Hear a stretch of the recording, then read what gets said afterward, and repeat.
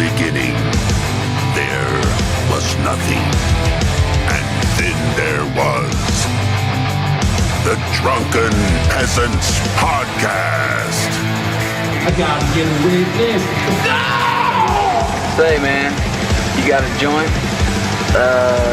No, not on me, man. I don't have facts to back this up. It'd be a lot cooler if you did. That's true.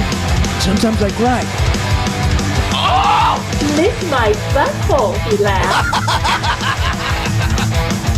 From the strangest corners of the internet, here to bring you opinions of the world from an altered perspective.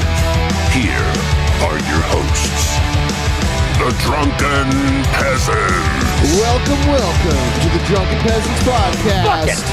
Episode 921. We got Landon Noll, we got Pimpmunk, the scientist and the king of the escalators. Of course, he's referring to the great Pimpmunk down here. Yeah. But good morning, good afternoon, or good evening, depending on your time zone and latitude. Hello there, folks. Hello. Good to see you, Ben. Good to see you, Billy, and of course, the great Pimpmunk. Yeah. Before I'm the king of eclairs, by the way. The king of eclairs? Yeah. Yum. You declare your eclair? I do declare. Before we get too deep into the show, I want to shout out a legend, a Drunken Peasants legend has passed away. Yeah. Rest in peace. Larry Simpson, Egghead's dad. Egghead's papa, star of the films. Clapsaddle. Texas Clapsaddle passed away, and we 2 love days you, ago. Egghead. Thank you for bringing him into our life and being a part of our show. Yeah, I was hoping in honor of Larry Simpson, we'd do a marathon of all the movies that he made. I think you don't want to do that? I think that there's enough suffering going on right now. It's a big loss. Well, I'll give him a toast anyway. So Yeah. Yeah. Seattle Copperworks whiskey. Much love to Egghead, though, man. Yeah. Larry Simpson, longtime museum owner, actor, producer, and cowboy, passed away Monday morning at the age of 75. His brother, Rick Simpson, and several of his friends remembered Larry for his humor. Stormy Lane, by the way. Kindness. Rick Simpson. Yeah. Interacting with people came naturally to Larry, Rick Simpson said. He could make a joke with anybody. He was your friend when he met you, and he was pretty much your friend from then on. He had a heart of gold, and he loved people, and people instinctively loved him. They could recognize he was genuine. There wasn't anything phony about him. Larry was my big brother for 71 years, and I couldn't have asked for a better one. When we were little kids and Larry was going somewhere with his friends, Mom always said, "Take Rick with you." He never complained about bringing me along with him. When you're a little kid, you remember those things. He raised 3 great kids and will be sorely missed by people from all over the United States. Oh, Egghead, I didn't realize you had 4 brothers and sisters. Oh, he meant you were one of them.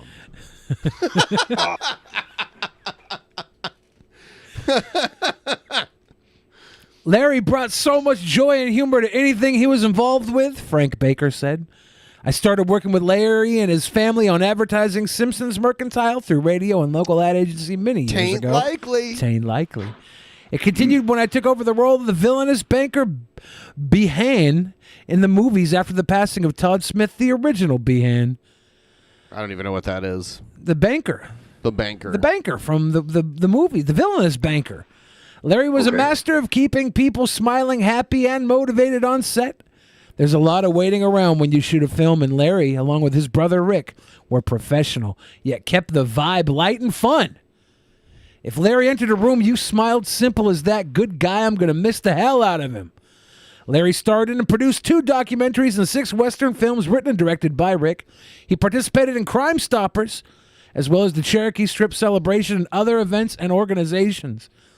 Larry was a wonderfully generous soul, said Carmen Ball, local Gaslight Theater actress and director. He had so much fun, and likely everyone around him to have fun too.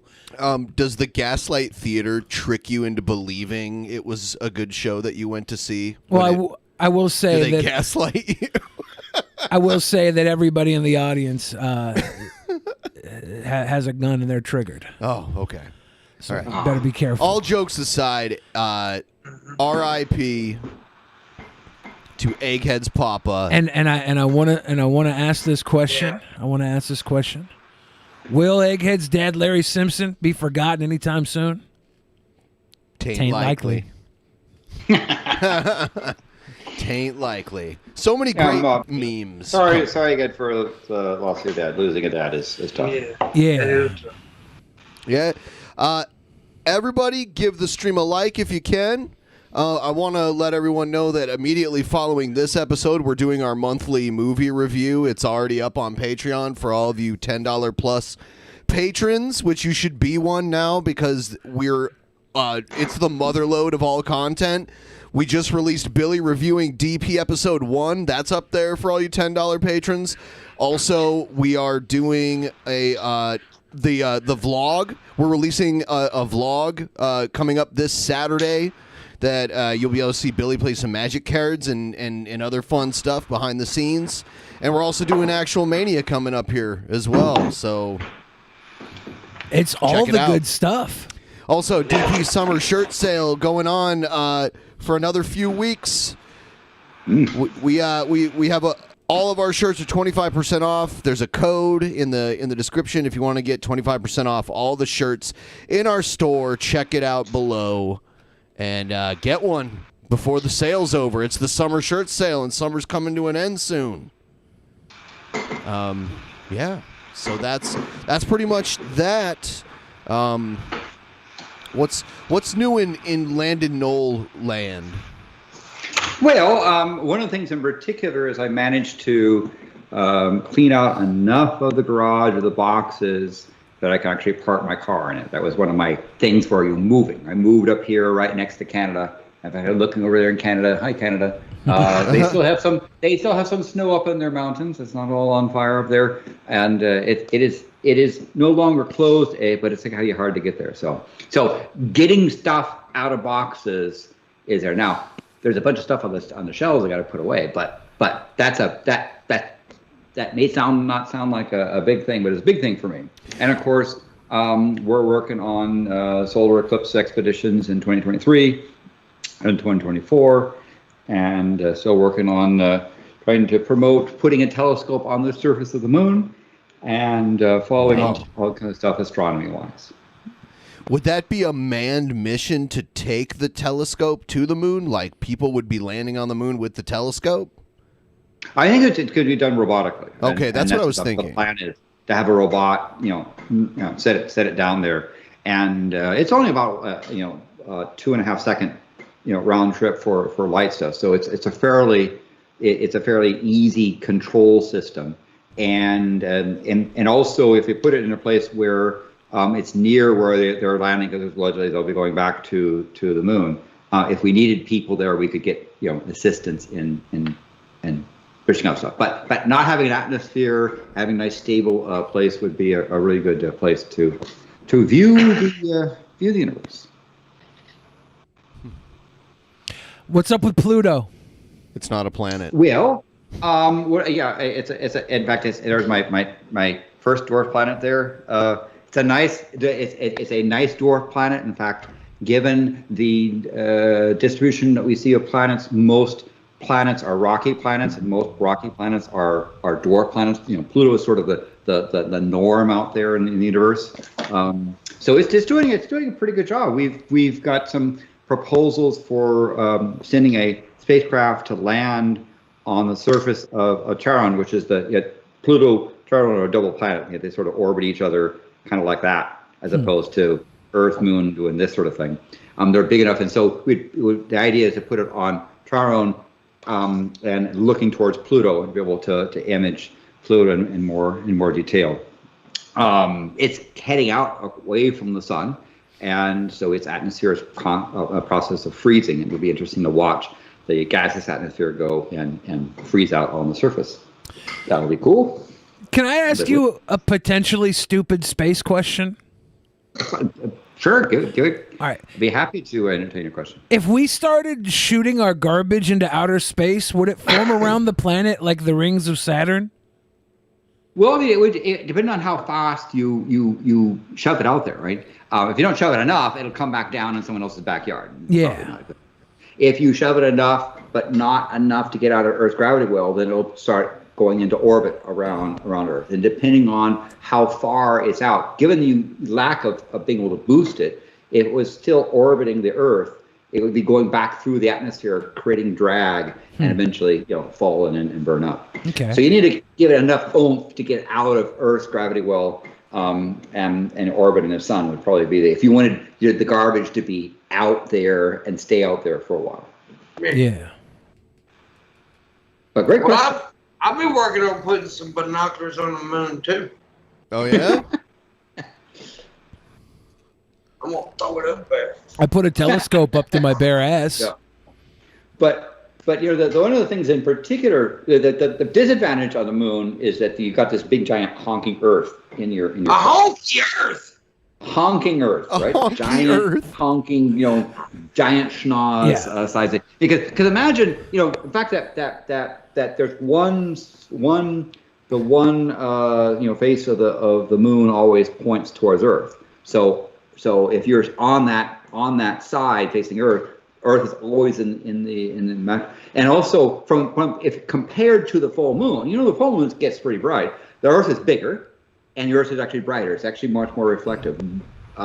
Moon is pretty dark in terms of it only reflects about 9% of light, whereas Earth reflects about 43% of light. So not only is it bigger, but shinier. So it would be this giant honking, big blasting light in the sky. But you just wait to the time of the month where the Earth isn't where you want to look at and give a look on something. It's not that not the end of the world. Does anyone own the moon? No.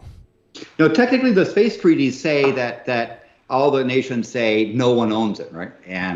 And so the people that have signed up for the International Space Treaty say it's for exploration and stuff. Now, in terms of when they start mining the moon, that might be people might change their mind, but for right now, the idea is that outer space is not owned, and I know people have tried to. There's some sort of troll scamming thing where they claim they wanted to own some asteroid, but it's like no one recognizes We should own Halley's Comet. And only visit it once every 75 years. Yes. That'd be pretty cute. But if you sit there and say, well, Edmund Halley was a astronomer royal at Greenwich, a Brit, so maybe the United Kingdom would have a claim over that. But I'm sure that they wouldn't mind looking at a whole bunch of space. No, we won the war. We won the moon war. They tried to come back in 1812, whipped them again. That's why we got Hawaii. They wanted to call it the Sandwich Islands. Okay, I like that idea. That's what it was called originally. I like sandwiches. The same guy that invented the sandwich discovered Hawaii. The Earl of Sandwich? I'm correct. Yes. Earl of Sandwich. Yeah. Huh. But the natives there call it Hawaii, so Right. And that name's that has kind of a nice ring. And when I say he discovered Hawaii, I mean he discovered it for Europeans, not in general. Obviously, there were already people living there. Like that time I discovered that blind man's wallet. Dumb son of a bitch.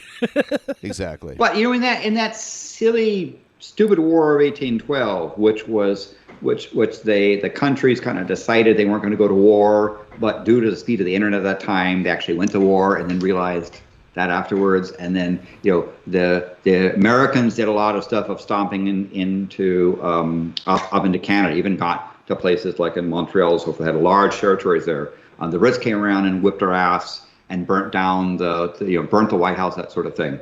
And in fact, one of the dumb things about American patriotism is that stupid national anthem talking about the rocket's red glare, where the British did a fake attack on the fort.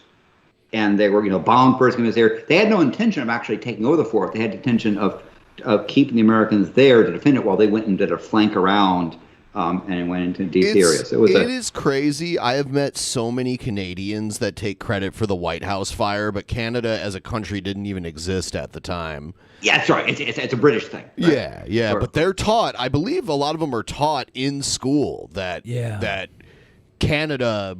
Canadians burnt down the White House. Yeah, Scott Henson and all my wrestle buddies told me that when I was up in Canada 15 years ago. Yep. They're like, yeah, when we burnt down the White House, I was like, what the fuck do you mean? We never heard about that.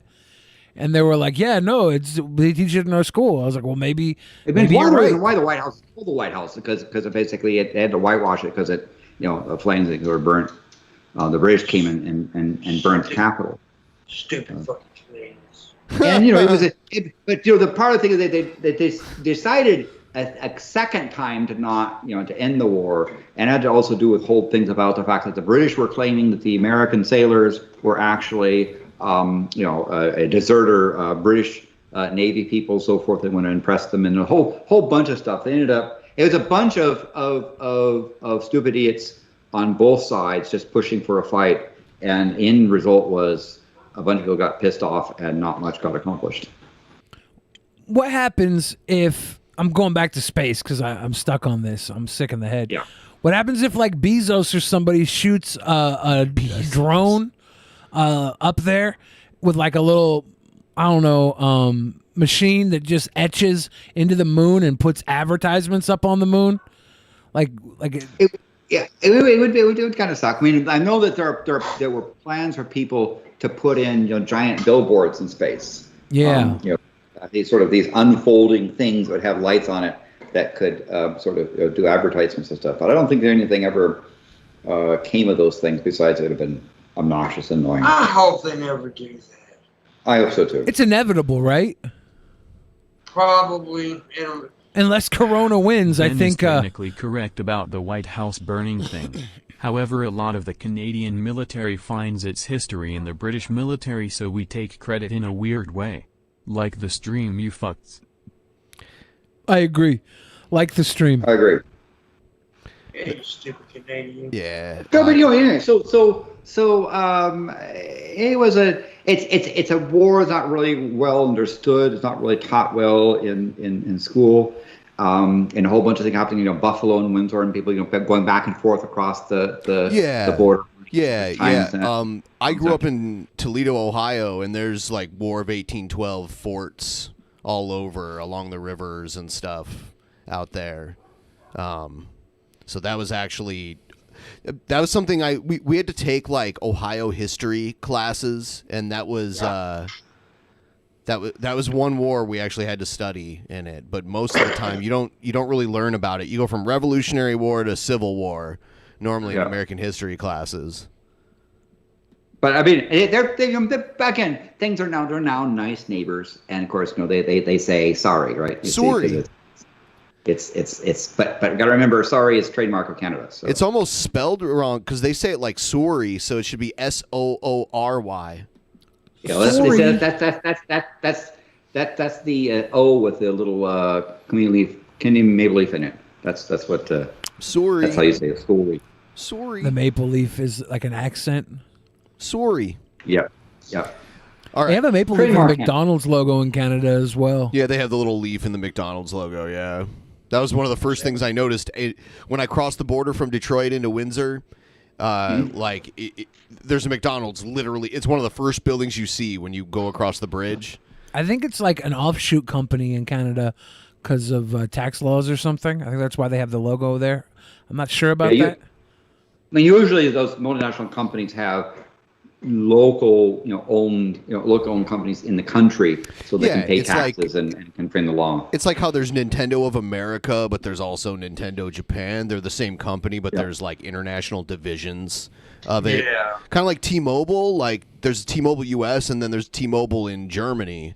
Nintendo's like a 130-year-old company. Yeah, they made playing cards back in the day. Yeah. Playing cards were illegal for a long time in Japan. Goddamn right they were. They were. It's weird. But it allows the company to conform to local laws. If laws say this is you have to this many hours of work or so forth, then you have your company limited in the country be the ones to hire people under the country's laws. You don't have to try to have one law that works across the entire world. Yeah. But anyway, yeah. So a bunch of stuff happening in space. We've got some more probes heading for Mars. The University of California was given permission by NASA to do a pair of low-cost mappers orbiting Mars. And there are, of course, are a pair of probes that are heading toward Venus. Right? Venus is one of those, nearest planet to go and do more mapping and have something go into the atmosphere, take samples, and see if it can land and how long it survive on the surface. Don't we have like a drone-like vehicle on Mars now that can fly? Yeah, one of the things right now, the current rover has also a companion, a helicopter. It's the first time that a spacecraft is flown on another planet, and this helicopter is able to take off and land and it's got around. So they're using it to kind of scout around the area ahead of where the rover is doing, as well as learning about how to fly in the thin Martian atmosphere. It's kind of tricky, apparently. Yeah, that's interesting to think about how flight would be different on another planet. Yeah. 1% of the atmosphere, you've got to have much more. You got much more of a oomph just to get off the ground. On the other hand, our atmosphere is not as thick, so you don't have to plow through as much stuff. But they've been taking it slow because unlike a drone here where it crashes on the lawn, you can repair it, so forth. There, once it crashes, so they're trying to be careful. But it's been successful. So I mean, they've gotten up quite high and moved around. So it's basically this particular thing is a pilot project to sort of literally to learn about that. I think later on there's going to be other missions that'll have more substantial helicopters as part of their system. And of course, the current rover is taking samples, putting in chambers in these, and it is. The top of the rover is such that a airborne craft come down and pick up the samples. So there's a notion of being able to return rocks collected by Mars to Earth by having something orbiting, drop a probe down, be a helicopter-like thing, come down, hover, pick up the rocks, the samples that the rover has picked up, and return it back to the craft and back to Earth to analyze. So that would be cool when it happens. I think now is a good time to move into DP Action News, so that's what we're going to do. Yeah. He called me, sir. It got me so human angry. People are discriminating against wolves. Wow. They're laughing at us, at our stupidity. Yeah. And you better well learn to love it. I want drones to deliver my food. That's definitely coming probably in your lifetime. Like if I leave my window open and my phone on with like GPS or whatever, just have the drone drop a burger off by my phone and leave through my window. I don't have to knock or anything. I feel like that should be happening now. Here's the crowd booing Trump because of what he said about the vaccine in Alabama. These are his people. That's Pimpmunk's favorite state, by the way. Yeah. With a banjo on your knee? He wishes he lived in Alabama instead. He has Alabama envy. Roll Tide. His greatest regret is not seeing Metallica play in Alabama. Yeah. Yes. Go fuck yourself. And with Repsion as the opening act. What could you imagine Repsion opening for Metallica? What would you think? Okay. All right. Here it is. In a flashback to 2020 last night, former President Donald Trump held a rally in a state being ravaged by COVID. This time it was a rally in Alabama, which has the lowest vaccination rate in the country and is out of ICU beds. At one point, Trump did urge attendees to get vaccinated, but then he backed off after some of the MAGA faithful booed. Yeah, he did. Watch. I recommend take the vaccines. I did it. It's good. Take the vaccines. But no, that's okay. That's all right. You got your freedoms. Your body, your But I choice, happen to just take not the abortion. vaccine. Actually, Trump was pro-abortion, wasn't he? At Not one point exactly a ringing He was at first. endorsement. All right, CNN's Donny O'Sullivan is in Alabama where he covered Trump yesterday. Donny, Trump This guy's politicized. name is his name Donny? He's Irish. Is it short for donut? No. He looks like a donut. COVID prevention donor. measures, as we know, when he was in office. He got the vaccine in secret. We didn't even know about it before he left office. Now he is seeing the consequences of that, it seems. That's right, Jim. I mean, it's really remarkable there to hear the boos and the crowd going silent, essentially, when Trump mentioned the vaccine. And look, Trump can take a lot of credit for this vaccine, and we know Trump likes to take credit where he can. Yeah, but his voter base doesn't like it, so he can't really take. He's not taking credit for it. I mean, what credit does he have? He didn't. Did he develop it? No. Did he encourage people to take it in office? No. I'm not sure what credit he's. Well, it's kind of like how presidents take credit for low gas prices, even though they really or the economy when it's good. Yeah. And blame the other one when it's bad. Yeah. Okay. Yeah. Like things that happen to go right when they just happen to be president, they take credit for. Yeah, and all the stuff But that went. Operation Warp Speed was his thing. It was his thing. Yeah, all the things that went right under Trump, I think he can take credit for. But he doesn't with some of them because his base sees it as a negative to take credit for those things. And all the things that went wrong, I feel like it's unfair to blame Trump for COVID, for the response to COVID. I don't blame him for the existence. Well, some of his response to COVID was awful. His response was bad. Yeah. I will say this: his entire presidency, the Taliban wasn't in charge of Afghanistan. On the other hand, he's the one that signed the peace deal to leave. Shoot.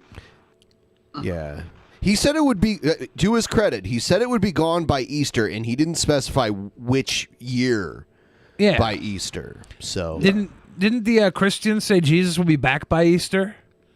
Is that what the Easter was about? This Easter? Yeah, didn't Harold Camping say that Christ is going to return by in 2012 too or something like that? Yeah, they did. You just didn't know. We're gonna get some. Oh, Jesus is back. Yeah, Jesus visited a trailer down the road from me. Oh, no wonder we don't hear about him. He's a humble Mississippian. Yeah, he got a little pregnant lady down there. He got a couple dogs. I hate how he got a lady pregnant in Mississippi and he's still a virgin. This God thing is not that great. It's weird, man. It's a miracle. These miracle babies. But did you get vaccinated? Well, of course not. He's a Republican. Yeah, Christ doesn't like things poked in his arms. No, it's been. Or his Yeah, hand, or his feet, or anything. Yeah. I don't think we should joke about Christ and the vaccine. There's certain things. There's certain things we don't joke about. Okay.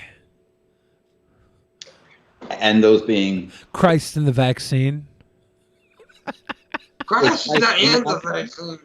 Is it like the Eucharist where you get a vaccine and a little bit of body of Christ with you? That would be great if we just had the blood of Christ, the flesh of Christ, and then like the vaccine would say, well, I don't know what else is there, the cum of Christ. Yes. Yeah, the piss of, and then everybody could take it with their sacrament. They could be like, oh yeah, I got the cum of Christ, and just get a shot in their arm, like a shot in the mouth. It'd be perfect. Got to sell it to people somehow. Yeah. I wonder if they're going to give everybody bonuses for getting the vaccine. They were talking about like incentivizing it across the country, right? And I've heard things. I've heard things where they've done stuff like free beer or free hamburger, that sort of thing they've offered for that. One place was giving away $100, right, or something like that. I think somewhere in Ohio or something. They should do another round of stimulus every time you got to get the booster. They should do another stimulus. And the only way to get it is to get the boost. I think it's ridiculous that you have to have an incentive to get the fucking shot. The incentive is you won't die. I think it's but people don't trust the government, and it's not wrong for people not to trust the government, right? It's not wrong. They've been duped before. So this is a product of our environment. Really? But it's not, the government didn't develop the vaccine. Companies like Pfizer and Moderna developed the vaccine. Yeah, and we don't trust them either. Big pharma. They've hurt us before too. That's the problem with people is they don't trust. We need to come together as America and rebuild on some of the facets of trust. And we don't. We just play people against each other. We play facts against facts. And the same truth is different depending on how you look at it. No. Well, I think that this notion of mistrust comes from a lot of misinformation and fear and a tribal mentality, right?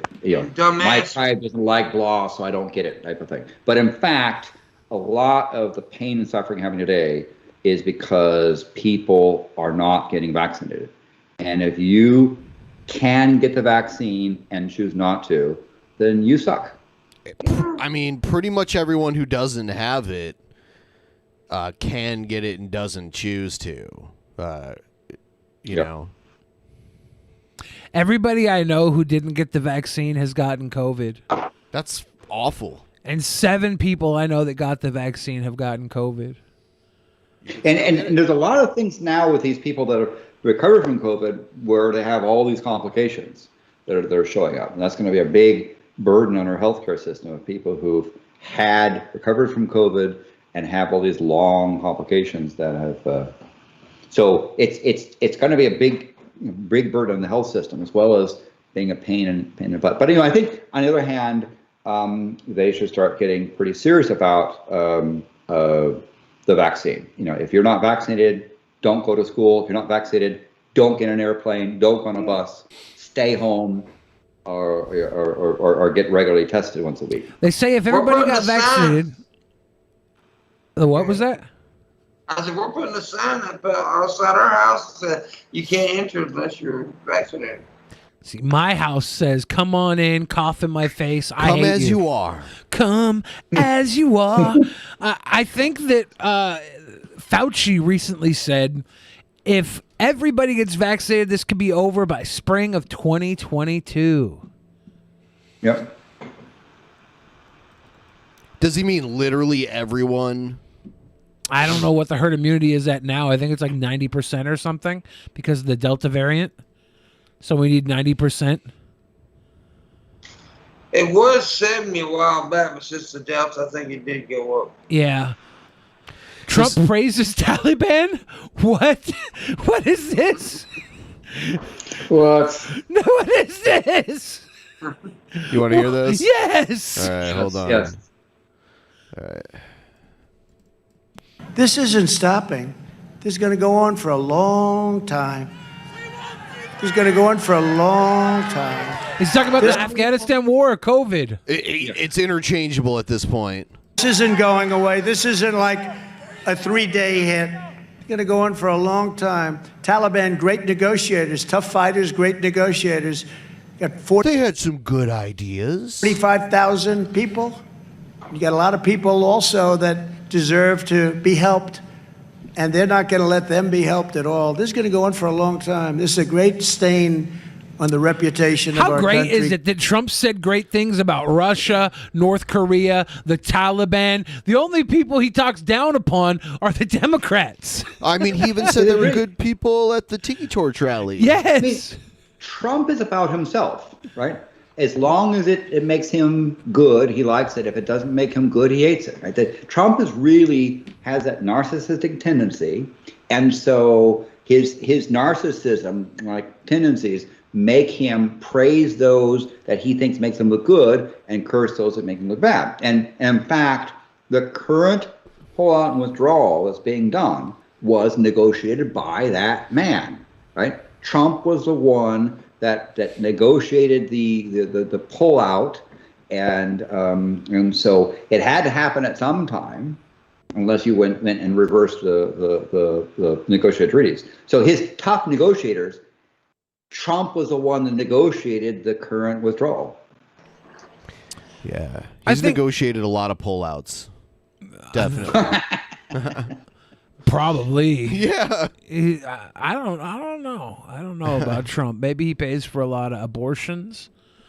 He seems to have had a lot of promiscuous sex with women. And that's why I think Trump and I could be good friends.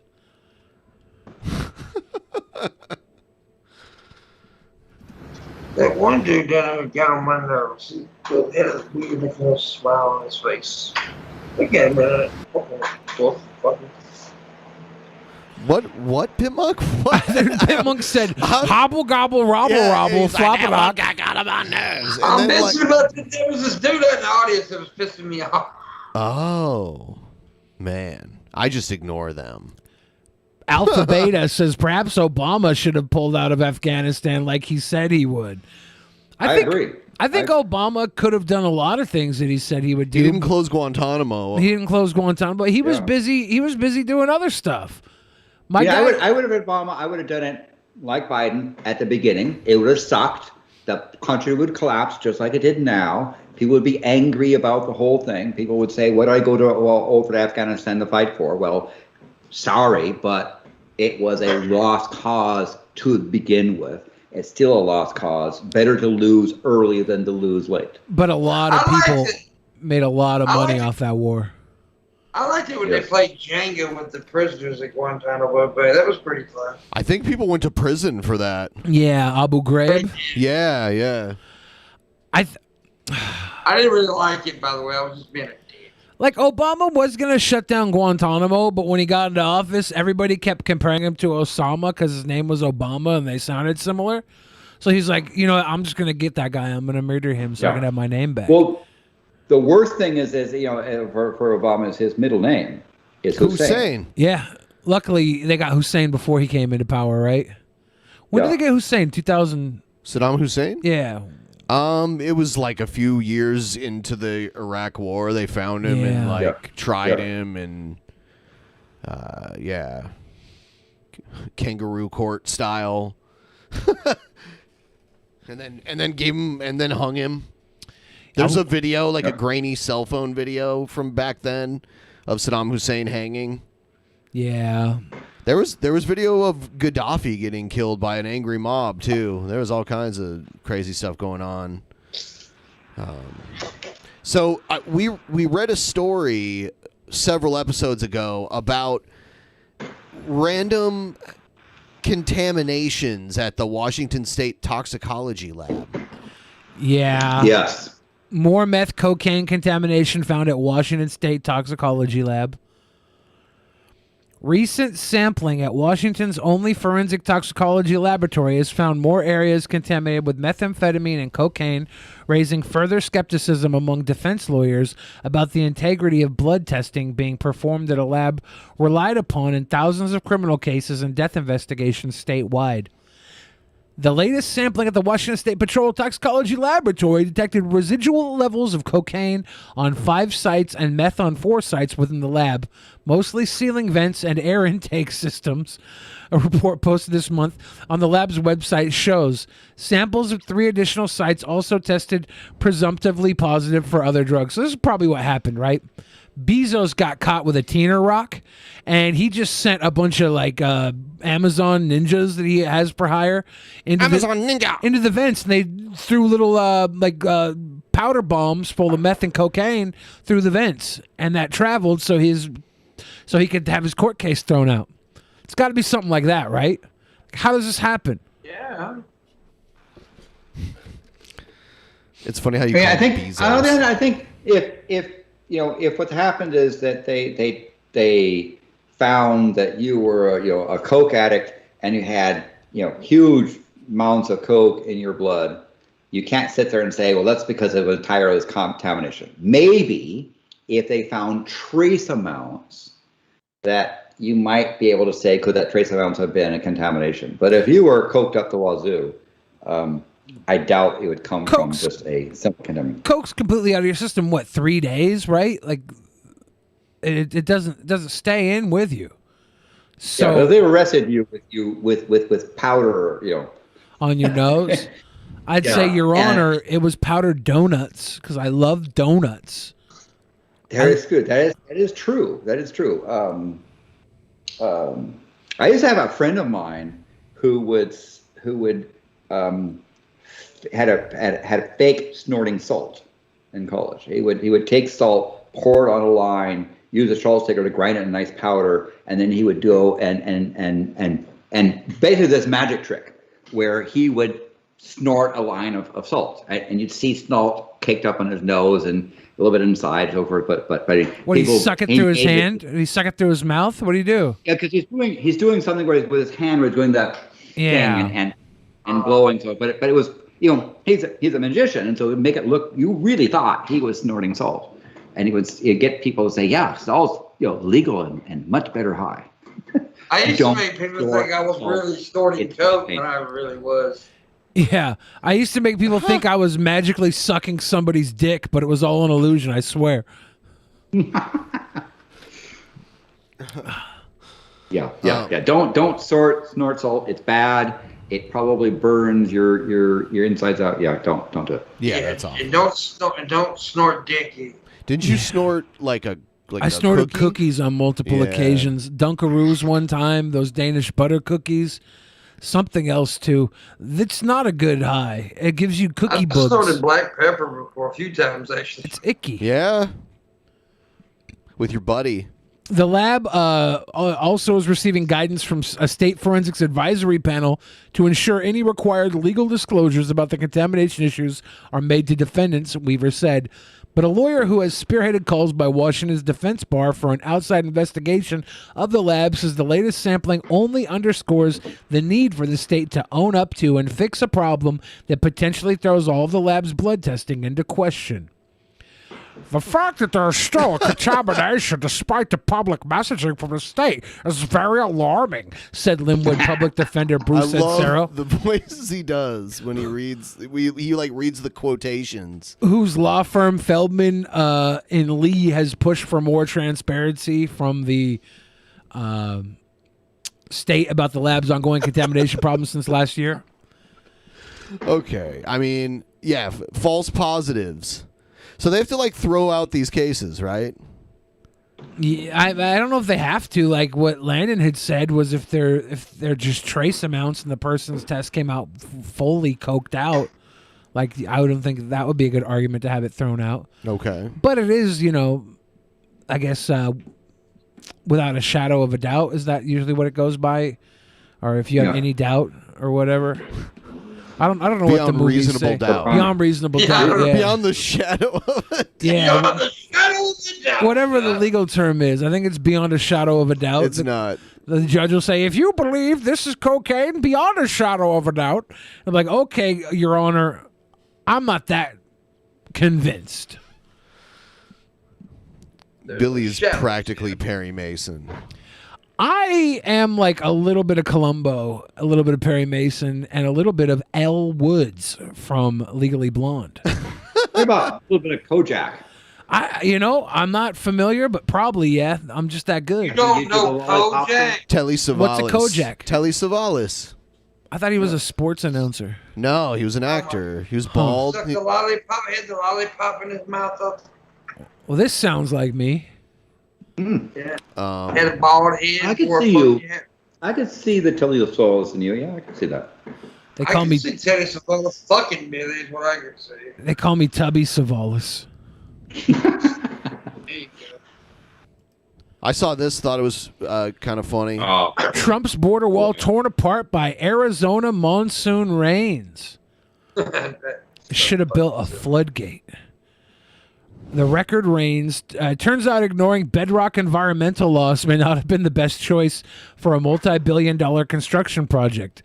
Photos show former President Donald Trump's border wall in deep disrepair after summer monsoon rains literally blew floodgates off their hinges.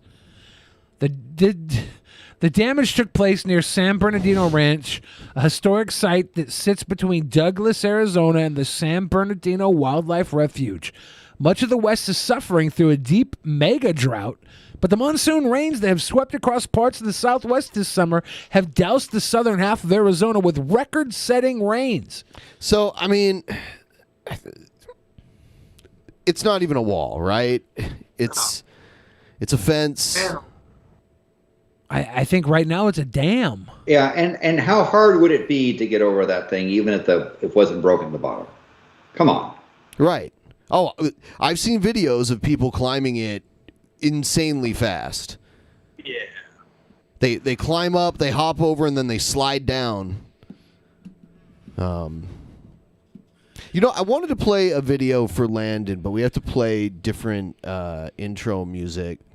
So we'll do that. Okay. We'll do that, and then you have to see this. This is an interesting theory that this guy has.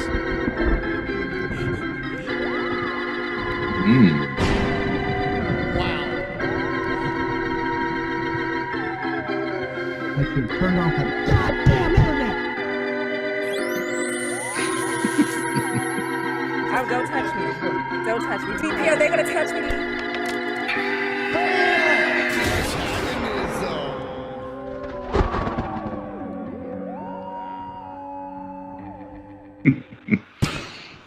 All right. Wow. Here's Spexo. That set the mood. Yeah. Spexo. This is Spexo, and he doesn't think space is real.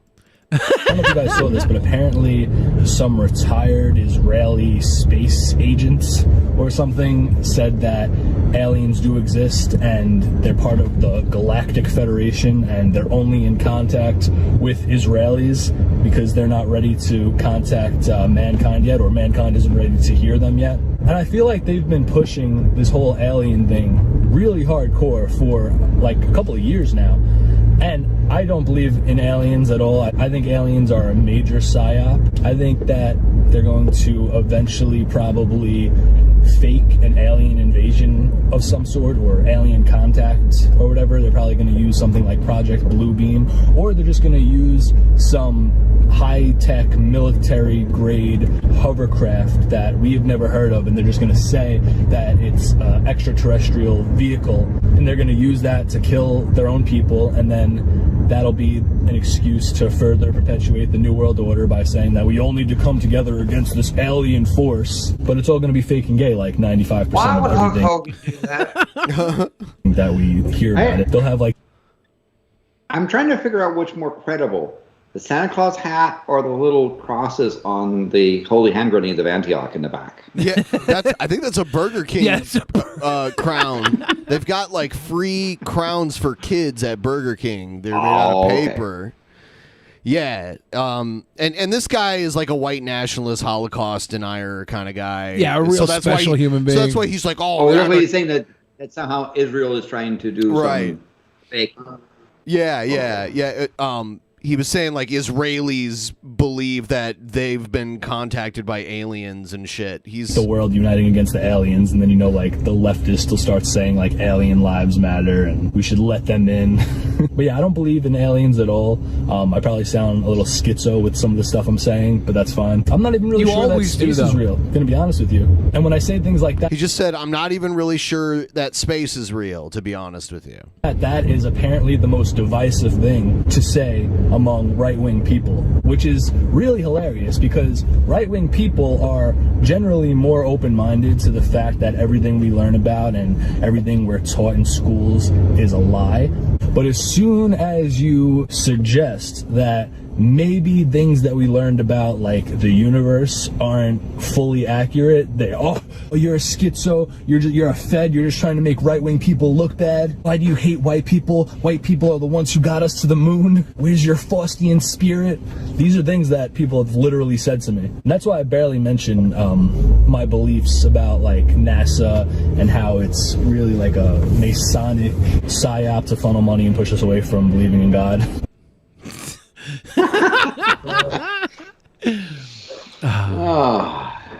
I wonder what the most effective way to get somebody to not believe in God is. Like, there's got to be a formulaic... To convince them that something called space exists. I mean, if that was it. But there's got to be, like, one thing that is the most effective way to get a believer to non-believe, right? Like, there has to be a formula or something that is the most effective. Maybe it has to do with money. In God we trust. But I'll just say, I don't like fully believe in space or any of that stuff in terms of like what we're told that it is, of course. I believe in Jesus Christ, bro. Okay. Bro, I mean, Jesus Christ, bro. I mean, we do have satellites. I don't know how you couldn't believe in space. Even like flat earthers believe in some kind of space, right? Yeah, but it's a. I think this is what you're seeing is this syndrome, this cult syndrome, being played out where to be persecuted, to feel like it's them foisting this evil on you, and people gravitate towards stuff. So he probably has a fondness for all kinds of conspiracy theories, just because it fits his narrative of not being empowered. Yeah, he loves Nick Fuentes, who's like a prominent white nationalist online content creator. Yeah. And he talks like this too. He has theories about stuff like this also. Like that dinosaurs aren't real, that kind of stuff. Let's check this. The article says single people are ditching love and raising kids with platonic friends.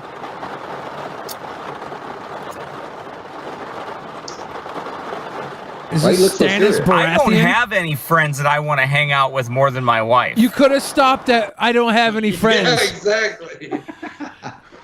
That I want to hang out with more than my... I bet you your wife doesn't even want to hang out with you more than half of her friends. They probably got better benefits too.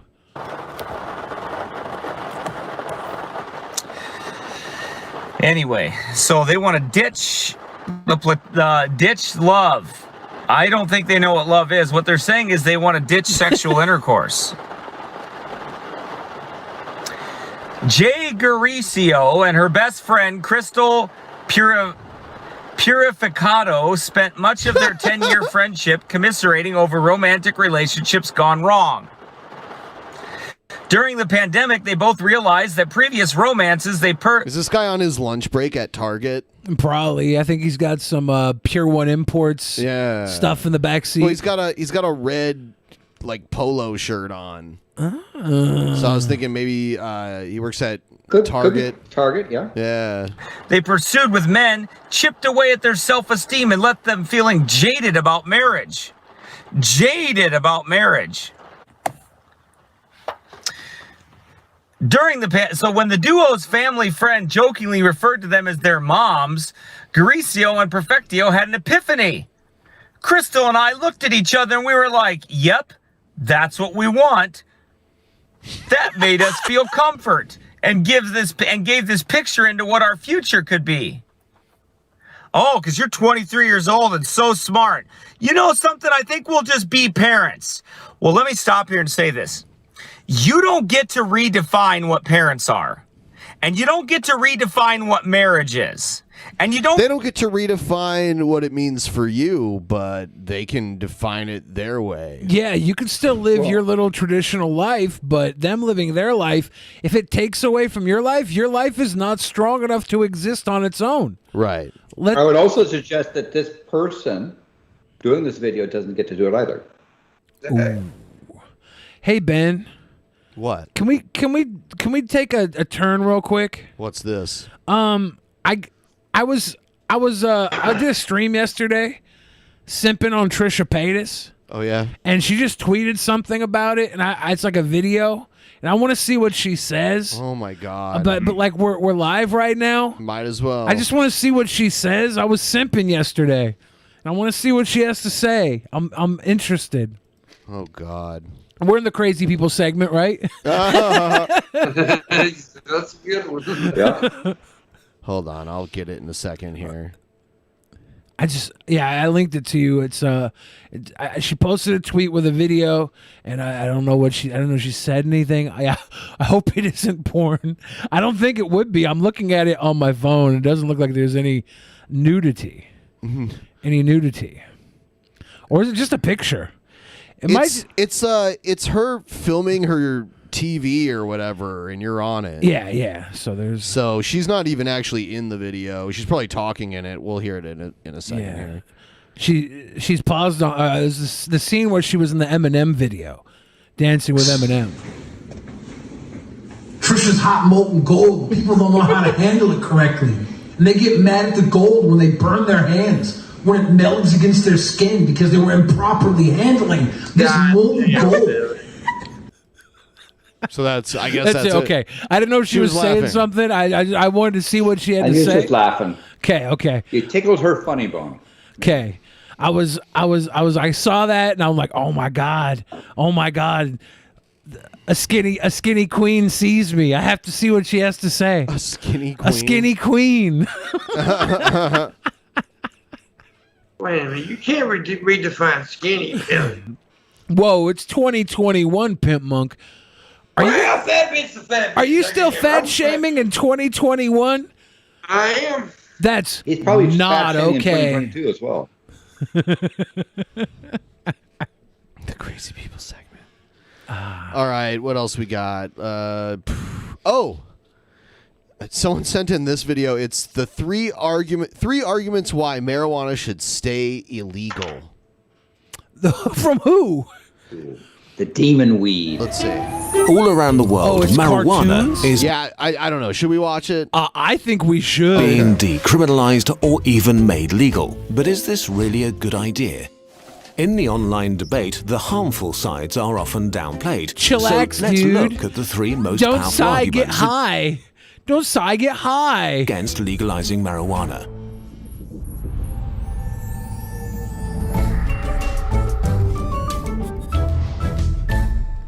Argument number 1. In the last few decades, marijuana has been engineered to become much more potent. Today, marijuana is so potent that it's actually a strong drug that may cause psychosis. The main active ingredient of marijuana is THC, and there's strong evidence that THC is related to psychosis, regardless of other risk factors. I wonder what side effects there are to things like caffeine or sugar and all these other things that we could do a study on to show what the negative effects of caffeine and sugar and other things that we feed to our children are. And I wonder how peer-reviewed these articles are, because one of the problems that they had all along was that it was illegal or very difficult to do any research on THC because it's drugs are bad. Yeah. And so when they made a claim of these things saying these studies about psychosis, I don't know that there's much study on it. If 1 in 100 people went psycho from doing a weed, I would say treat 1 out of 100 people for psychosis. Like, that doesn't mean 99 people shouldn't get high. Exactly. Yeah. Marijuana also contains a substance called CBD that seems to counteract this effect. It's even being tested as a treatment against psychosis and anxiety. But because it doesn't make you high, growers have gradually decreased the amount of CBD in marijuana over the last few decades, while I mean, that's not true. There's all kinds of weed that's mostly CBD Yeah. with very low THC. Yeah. There's also like a 2-to-1 where it's like 2 part CBD and 1 part THC, which is nice too, like a more mild. I had a CBD vape that was 70-1. Yeah. It was freaking all CBD, basically. Yeah. I didn't even get a And I high. understand people that, for example, undergoing like chemotherapy, use Pluto things that are heavy on CBD. So this notion that growers are just trying to push THC and I would also say, show us the evidence. There is weed that's stronger than ever before, but there's weaker weed. There's like mid-tier strength weed that's everywhere. You can buy stuff that isn't as potent. increasing THC levels. It's just like how some people prefer to drink beer rather than take shots of liquor, And then they sell light beer. Yep. Testing showed that THC levels have risen from around 4% in the 1990s to nearly 12% in 2014, shifting the ratio of THC to CBD from 1 to 14 in 1995 to about 1 to 80 in 2014. It's unclear how precise those tests were, however. Overall, recent findings suggest that the more marijuana you consume and the stronger it is, the higher your risk of developing psychosis. Guy's got a cool chair and But a cool how high bong. is the risk of Is psychosis it a for the beanbag general chair? population? I don't know. A study from Britain found that while marijuana use has risen significantly between 1996 and 2005, the number of schizophrenia cases, a type of psychosis, remained stable.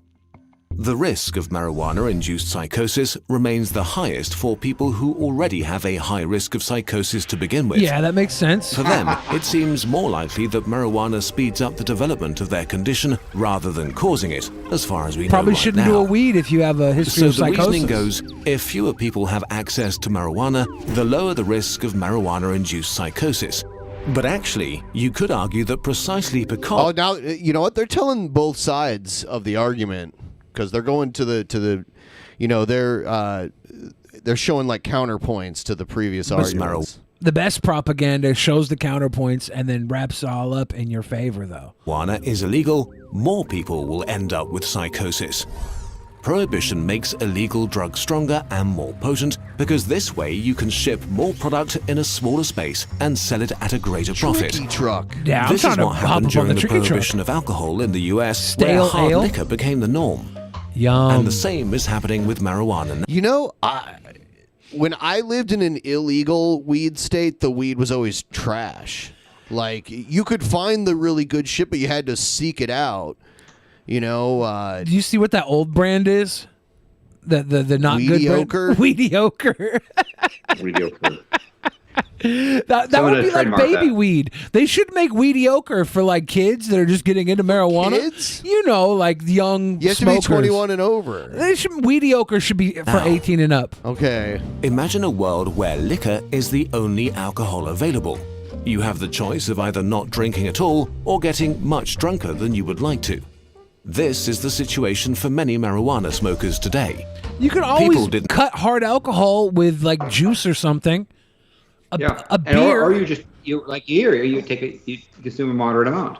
Yeah. Yeah. Drink responsibly. Yeah, I never liked drinking responsibly. Like I It's was a choice. always, yeah. That's why I don't drink much because I don't see the point of just feeling good. I want to forget things and then break stuff. You want to forget everything you did. Yeah. Yeah. Yeah. And stop drinking during prohibition, and the numbers show that laws don't deter people from using marijuana. We can't make marijuana go away, but we can make it safer. If marijuana were legal, there would be more options for consumers, and regulators could, for example, insist on a high level of CBD. Just like most people don't drink an after-work bottle of vodka, many people would gladly consume the after-work beer version of marijuana. Argument 2. Marijuana is a gateway drug. If it's legalized, there will be a spike in the use of much more dangerous drugs. A 2015 study found that about 45% of lifelong marijuana users took some other illegal drug at some point. That's less than half. Yeah. That's less than half. That's not even a good. At some point. Yeah. And it's any other drug too. It could be anything else. It could be heroin, but it could also be like mushrooms or something like that. Less than half the people that did marijuana thought to themselves, damn, this was awesome. I wonder if they were lying about the other drugs. Right.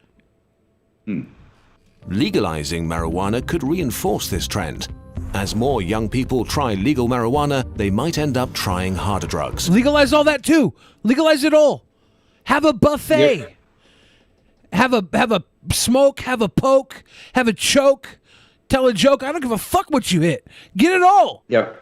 And then I'm in favor of full legalization. And then tax I it. think prohibition doesn't work. Tax it, sell it within our ecosystem, our commerce system. We make the money off of it. Everybody else across the world, drug cartels don't make the money off of it. We make the money and then use that money and them taxes to go back into helping people that go a little too hard with it.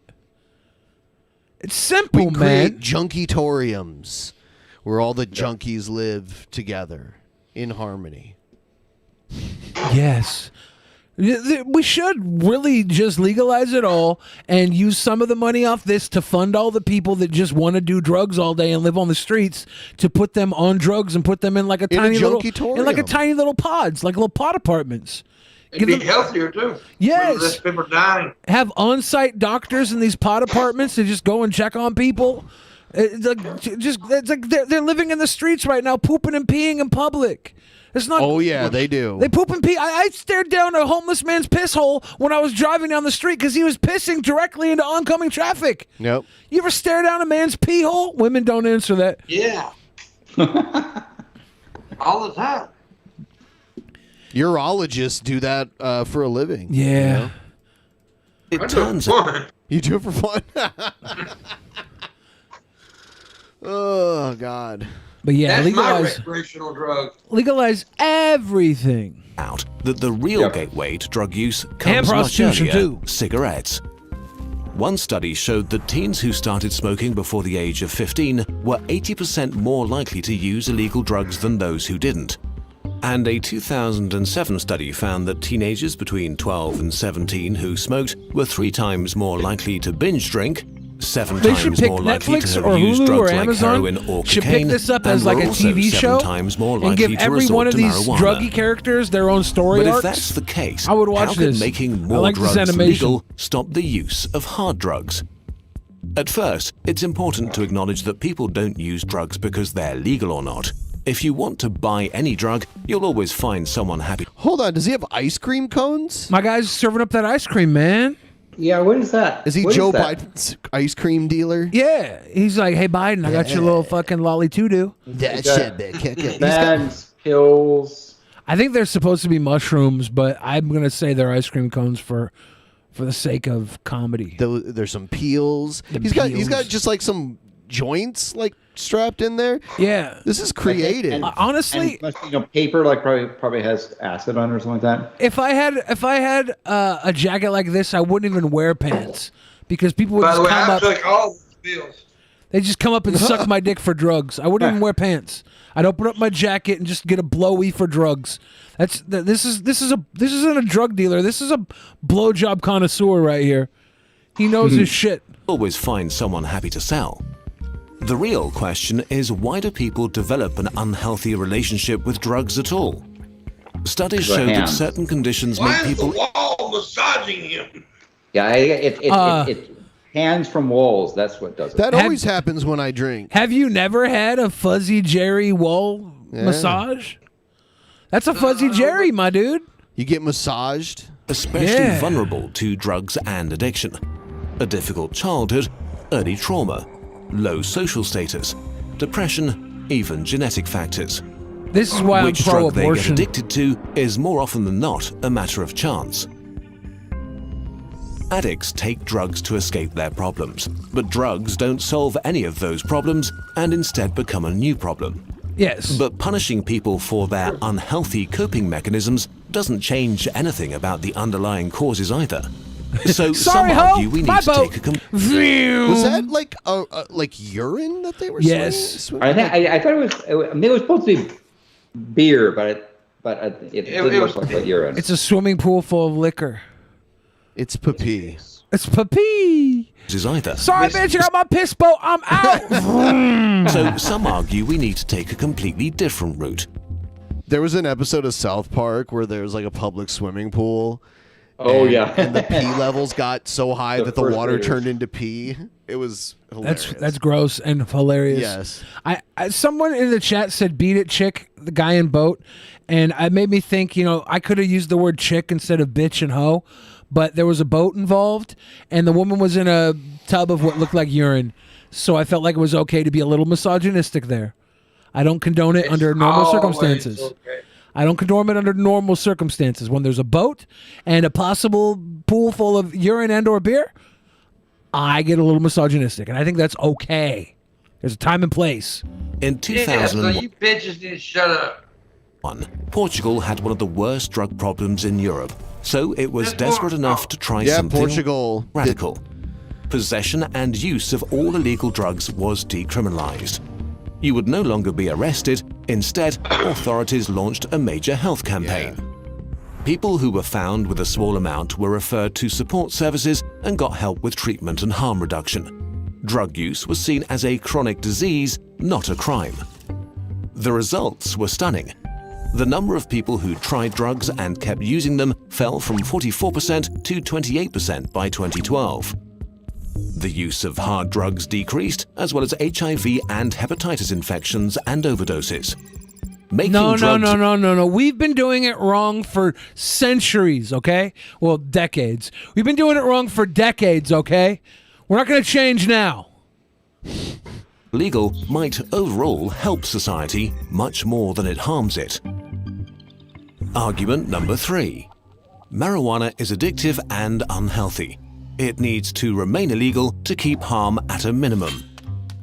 While marijuana addiction is more psychological than physical, it is still a real problem. Didn't they prove that bacon and cheeseburgers are more addictive than marijuana? I don't know if they proved it, but there was like a study that suggested that. Yeah, the study said bacon cheeseburgers, the mixture of bacon and dude, cheese. Our stream just got taken down. What? Really? What? How? It says your stream has been temporarily blocked because we detected copyrighted audio and video. Was it this? It could have been. Fuck. Let's see. Do we get to come back up immediately? I think we might be able to come back up. Let me see. I wonder what the... It might just be this video. I had my side channel taken down one time watching a video, and I was able to come right back. Maybe it's this video. I can't imagine Play nothing else. the other strange people would have that stuff copyrighted. But Yeah, because everything else we played was like creators and shit, right? Well, the news. yeah.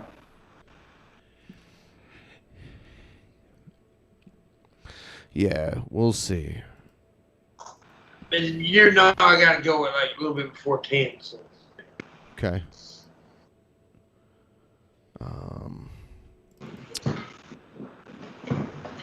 Well, I don't know if we're back yet or not. Although a refresh. People, are we back? The stream has been temporarily blocked. It says temporarily blocked, but we're still down. Do we have to start a new stream, or We might have to. I'm gonna run and piss real quick, okay? Okay. Wow.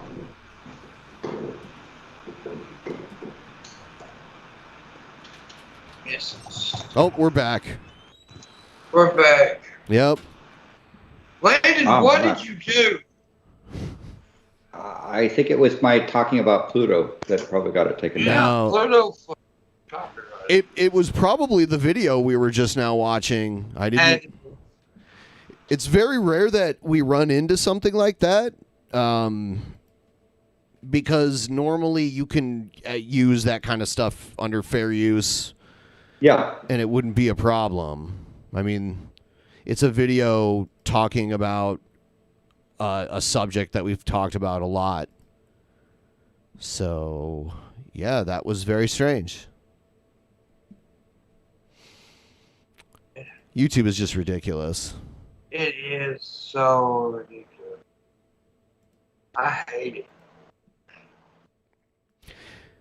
Yeah, it's weird that YouTube is like, people have to censor themselves. Like, grown people can't even say swear words on YouTube because they're afraid they will get demonetized. Yep. It's very strange. And half my fucking vocabulary is swear words.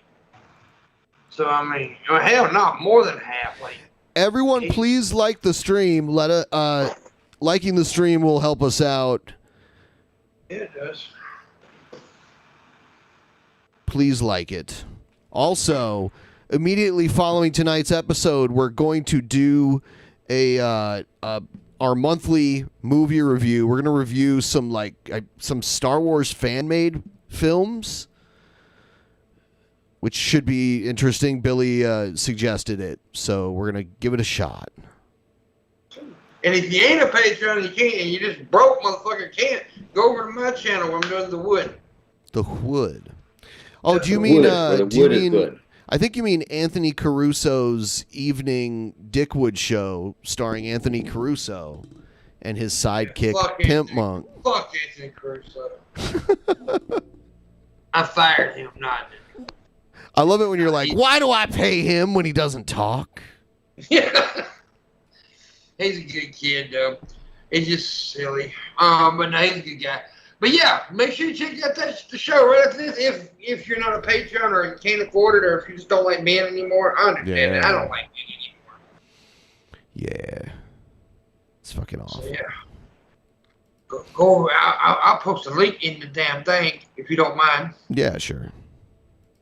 And Billy ran away to pee. He got up to pee as soon as it came back on. Yeah, maybe that is a correlation there. Yes. Yeah. No, it was the issue was copyright, and it was more than likely whatever we were just watching. So I think it was, because I don't see any of the other videos being a problem. I really don't. That would, unless it was the news, and I doubt that. no, not usually. Let's see what else we got. I am not a Republican. I walked away from their backstabbing several years ago. I am now Constitution Party. But I see the chaos today, and I realize that there is only one man in the USA who can... I think we might have watched this already. Bring order to this mess. Punch him in his We already watched this anyway. Constitution Party, okay. Yeah, he's part of the Constitution Party. Whatever that is, it's a party we never heard of. It's like two people. It's Wild Bill and his biker buddies. Yeah. I don't know. I've never seen it on a ballot anywhere. I can't believe this fucker has a following. I mean, I don't know how big his following is, but... And that is Donald Trump. The Constitution Party at this time has no one who can do a better job than Trump. So as a Christian and an American, I am calling for Donald Trump to be restored to the presidency as fast as possible. And he needs to have... So if you're the Constitution Party, you should know how somebody could become president. You should know, you just don't go and say, I like this person better, let's make this person president. If you're the Constitution Party, you should actually read the damn Constitution rather than just waving around like a talisman. Yeah, Billy, you son of a bitch. Million righteously angry Americans marching with him. The Constitution Party will continue to put good men and women in state and local offices, school boards, and sheriff's departments, because that is where we can quickly build national influence. Trump will have a maximum of 4 years to straighten things out. And then he's gotten worse. He's gotten like really brave. But I remember back when he first started, he didn't really talk all that racist shit. But here lately, he sounds like JL for a lot of shit he says. Really? Wow. Yeah, he's getting very racist. America will have to deal with the Republican Party and what they have done to this country. If the Republicans had done their jobs, the dirty Democrats would have been prosecuted out of business long ago, and the USA would not be in the mess we're in today. The day is coming when the only hope for America will be the rise of a viable third party to put an end to the good old boy politics that have been leading us all down the road to destruction for many years. The two-party system has been leading us down, down, down for generations. There comes a time when you must let go of a sinking stone. So give Trump the White House and turn him loose to do what he does best. And then deal decisively with the two-faced, two-party system. This is Wild Bill for America. Thank you for watching, and America bless God again. Buffalo Bill. Yeah. He loves that. America bless God. He always has that little smirk after he says He's it. very proud of that ending. He loves that. He's like in the moment, he's like, I'm so clever. I'm so clever. What is this Hassan Piker thing you sent me? It's some very interesting and serious viewpoints from Hassan Piker. Okay. I don't know if you guys have seen this. I'm here to talk to you today about music, arts, fashion, one of the greatest problems that our generations are facing. The biggest scourge that affects our society. Against all of the cultural and social progress we've seen is the battle against intellectual thought.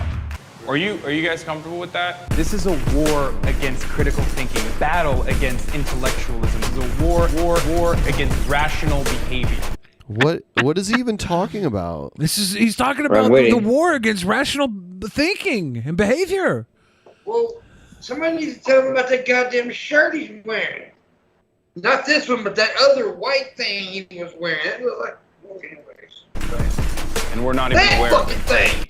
What is that? It's fashion. What kind of an example? It's like a Snuggie meets a hoodie meets a cape. The problem with America is that because of cultural imperialism, we are literally teaching the rest of the world how to think, what to wear. The Kardashians are lying to you. He's almost dressed like a priest here. He just needs the white collar. Yeah. Culture used to be the backbone of the resistance. All it seeks to do is sedate the masses. Culture now seeks to appeal to our... He's saying things that he thinks sounds good, but it don't make no goddamn sense. Yeah. It's so deep. It's so deep. Cultural existence of the backbone of resistance? What the fuck does that mean? The backbone of resistance, Pimpmunk. Don't you understand? Eat the rich. The backbone of the resistance. Urges are base needs. We're now in the age of mediocrity. Mediocrity? We're in the age of mediocrity. Positive change you want to see More like in this the world. Achilles heels of resistance, not the back. Because the revolution will not be televised. Revolution will not be televised. Only you can bring about the revolution. The revolution will not be televised. It will be streamed on Twitch. Yeah, so send me your bits. He probably doesn't even know what that expression means, but... No, he does. Yeah. I actually... Is this over yet? No. The streets. Keep resisting. Billy Grohl is going to be upset if we don't talk about fashion. You know what I mean? I actually sent you the wrong video, Ben. This is the one I meant to send. Who is this dude? Hassan Piker. He's pretty well known. He's Cenk Uyghur's nephew. Oh. And that was the wrong video. That explains a lot, though. That explains a lot. I meant to send a different video. Okay, I've got it. Cenk Uyghur's full of shit, too. This is the video I meant to send.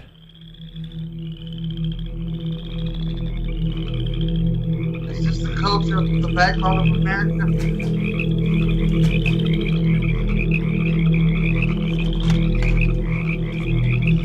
What the fuck?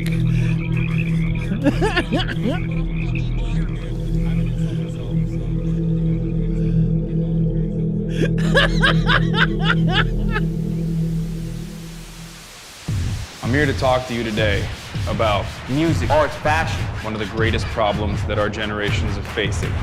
The biggest scourge that affects our society. Against all of the cultural Why is his head and social so small? progress we've seen is the battle He's got against gains, intellectual bro. thought. Are you guys comfortable with that? This is a war against critical thinking, a battle against intellectualism, it's a war against rational behavior. And we're not even aware of it. And that's terrifying. What kind of an example are we setting? The problem with America is that because of cultural imperialism, we are literally teaching the rest of the world how to think, what to wear. The Kardashians are lying to you. Culture used to be the backbone of the resistance. All it seeks to do is sedate the masses. Culture now seeks to appeal to our primal urges, our base needs. We're now in the age of mediocrity. He looks like he belongs on Beetlejuice. We're now in the age of mediocrity. You I'm bring still about wondering about the frogs. What about those frogs? I look at this shirt. Racism, bigotry, homophobia, himbophobia, sexism, oppression, injustice, inequality, patriarchy, intolerance are all crossed out. Why is Italiophobia not crossed out? Italophobia? Does he hate Italians or italics? Like he's not writing italics? Why is that one not crossed out? It's mediocrity, Billy. This is mediocrity, man. We're living in an age of mediocrity, man. And this revolution will not be live streamed. Change you want to see in this world, because the revolution will not be monetized either. If you're part of a revolution, chances are it's only a revolution because it's monetized. Revolution will not be televised. Only you can bring about the revolution by taking it to the streets. Keep resisting. You fucking idiots. You absolute fucking morons. God damn it, I hate you so much when you do this shit, chat. I hate it so fucking much. You're like 12 years old. You fucking fuck! Fuck! Are you fucking brain dead?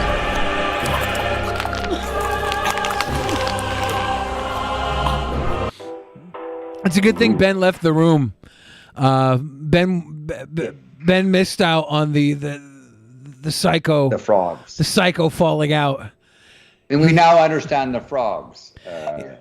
Maybe we don't. The frogs are from his chat. It's a thing from his Twitch chat. So He's looked at as one of the leaders of the social left movement. Well, he needs to stop being looked at that because everything he fucking said was like, what? What? No, that's what he does though. It's perfect. I don't watch his Twitch streams.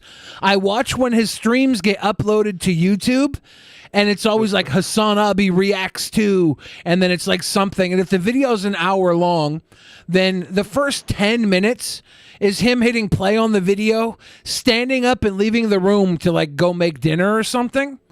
And then he comes back like 10, 20 minutes through a video that he just let autoplay, and he sits down and eats and goes, yeah, no, it's horrible, bro. That's horrible, bro. It's really impressive, actually, how little he has to do to eat the rich and own a mansion. It's really impressive. I say this, and it sounds like I'm hating, but I legitimately am impressed. I'm so impressed. I'm hating. Bro, what, bro? You can't say that, bro. And then he eats his noodles. I know I'm not like the smartest dude ever, but I just hate when people say stupid shit, thinking it's brilliant. Like when he said culture was the backbone of the. What the fuck are you talking about? We're talking about the Kardashians lying to you. The age of mediocrity. Well, they weren't even talking to me, so how could they lie to me? Yeah, it was you talking. I'd rather watch that big booty bitch than this dude any day. Everybody, like all the people who are anti-socialism are calling him out because he's been talking about eat the rich socialism, and he went and bought a multi-million-dollar home in like I think Hollywood or L.A. You know, he went and bought a multi-million-dollar. Like if you want the socialism, why don't you give all your money away? And I think that's a shit take. Like obviously you can have money. You can have nice things. You can have more than other people and still try and look out for people that don't have enough. Absolutely. You don't have to give everything you have away. I hate that take, too. It is so fucking stupid. So give your shit away, then you'll be fucking having nothing pouring on it. What the fuck is that even? It doesn't make sense at all. Yeah, I don't want everybody to be equal earning-wise. I want everybody to be okay, where you don't have to live paycheck to paycheck in what is effectively chains. You're chained to your credit debt, paying off rent that you can never own the land for. They're pushing a narrative right now that millennials don't want to own homes, and they shouldn't want to own homes. Paying rent is so much better, and it's just this propaganda to make you think that it's okay for you to pay somebody else to own your property you live on. It's ridiculous. And you shouldn't make people who are successful feel fucking guilty for it either. Fuck that. If you're successful, you shouldn't feel guilty. You're successful. Exactly. If somebody's getting if Hassan Piker's getting in his feels because somebody told him to give all his money away when he's sitting in $1 million home. Like, get out of here with that. Like, I don't care if they're guilting. I just don't like the narrative spread around that him giving away his $3 million and not living in a $3 million house would somehow solve the social issues we have in this country. I just want to beat him up. I just looked at Twitter, and Keem was saying that he broke up with his 20-year-old girlfriend. Yeah. And then I saw Hassan right below him talking smack. And then Ethan Klein right below that. Yeah, that's definitely the chain of command. It was funny, though, the first time that things came out with Keem dating a younger girl. I was watching Hassan react to it on one of his live streams, and he didn't say much about Keem dating the young girl. He like went off and said other things about Keem. I bet you Hassan has had a number of 20-year-old dalliances in his days as a Twitch streamer. I bet you 20. A lot younger though. How old is Keem? Like 40? Yeah. 39. He's 39. Okay. When I'm 40, I'm going to make it a point to date an 18-year-old. Really? Nah, probably not. But I could. That's the thing. I don't like if once you're 18, it's legal. No, not legal. You'd be better off finding a well-to-do 40-year-old so you can learn a little about life. Dating people your age at that age, it's probably going to be a disaster anyways. So go find a different disaster. Date out of your age range as long as it's legal. Look at it. What do you mean? You don't want it to be legal? Yeah, it's got to be legal. Oh, okay. Look, then what do you say no to? Well, personally, I think, look, just because it's legal, it's still a little creepy. No, it's not. A little bit. No, I think creepy is when you tell a person that they have to have sex, no sex before marriage. And then they get married thinking that's what they're supposed to do, and they're in an unhappy. You're changing the argument. This argument no, I'm telling you what I think creepy is, and I don't think consensual adults having a relationship is creepy. I think it's creepy to groom children into believing that they can't have sex until they're married. I'm just saying 18's barely in a fucking adult, Billy. But it is an adult. If you can smoke cigarettes, you can choke on Keem Ding Ding-a-ling. Some states is 21 though. What? Some states 21 and up for cigarettes. If you can go serve your country in the military. Yeah, that is like they 18 is old enough to sign your life away for 4 years to the military. If you go to the military, and you can have kids. You know, you can get married. You can like. And the military take out sign-ups loans. are pretty predatory too. Loans are pretty predatory. Have you heard the term predatory loan? You know what's not predatory? Millionaires. You know exactly what they have. They have millions of dollars. Who cares if they're 40, 70, 90?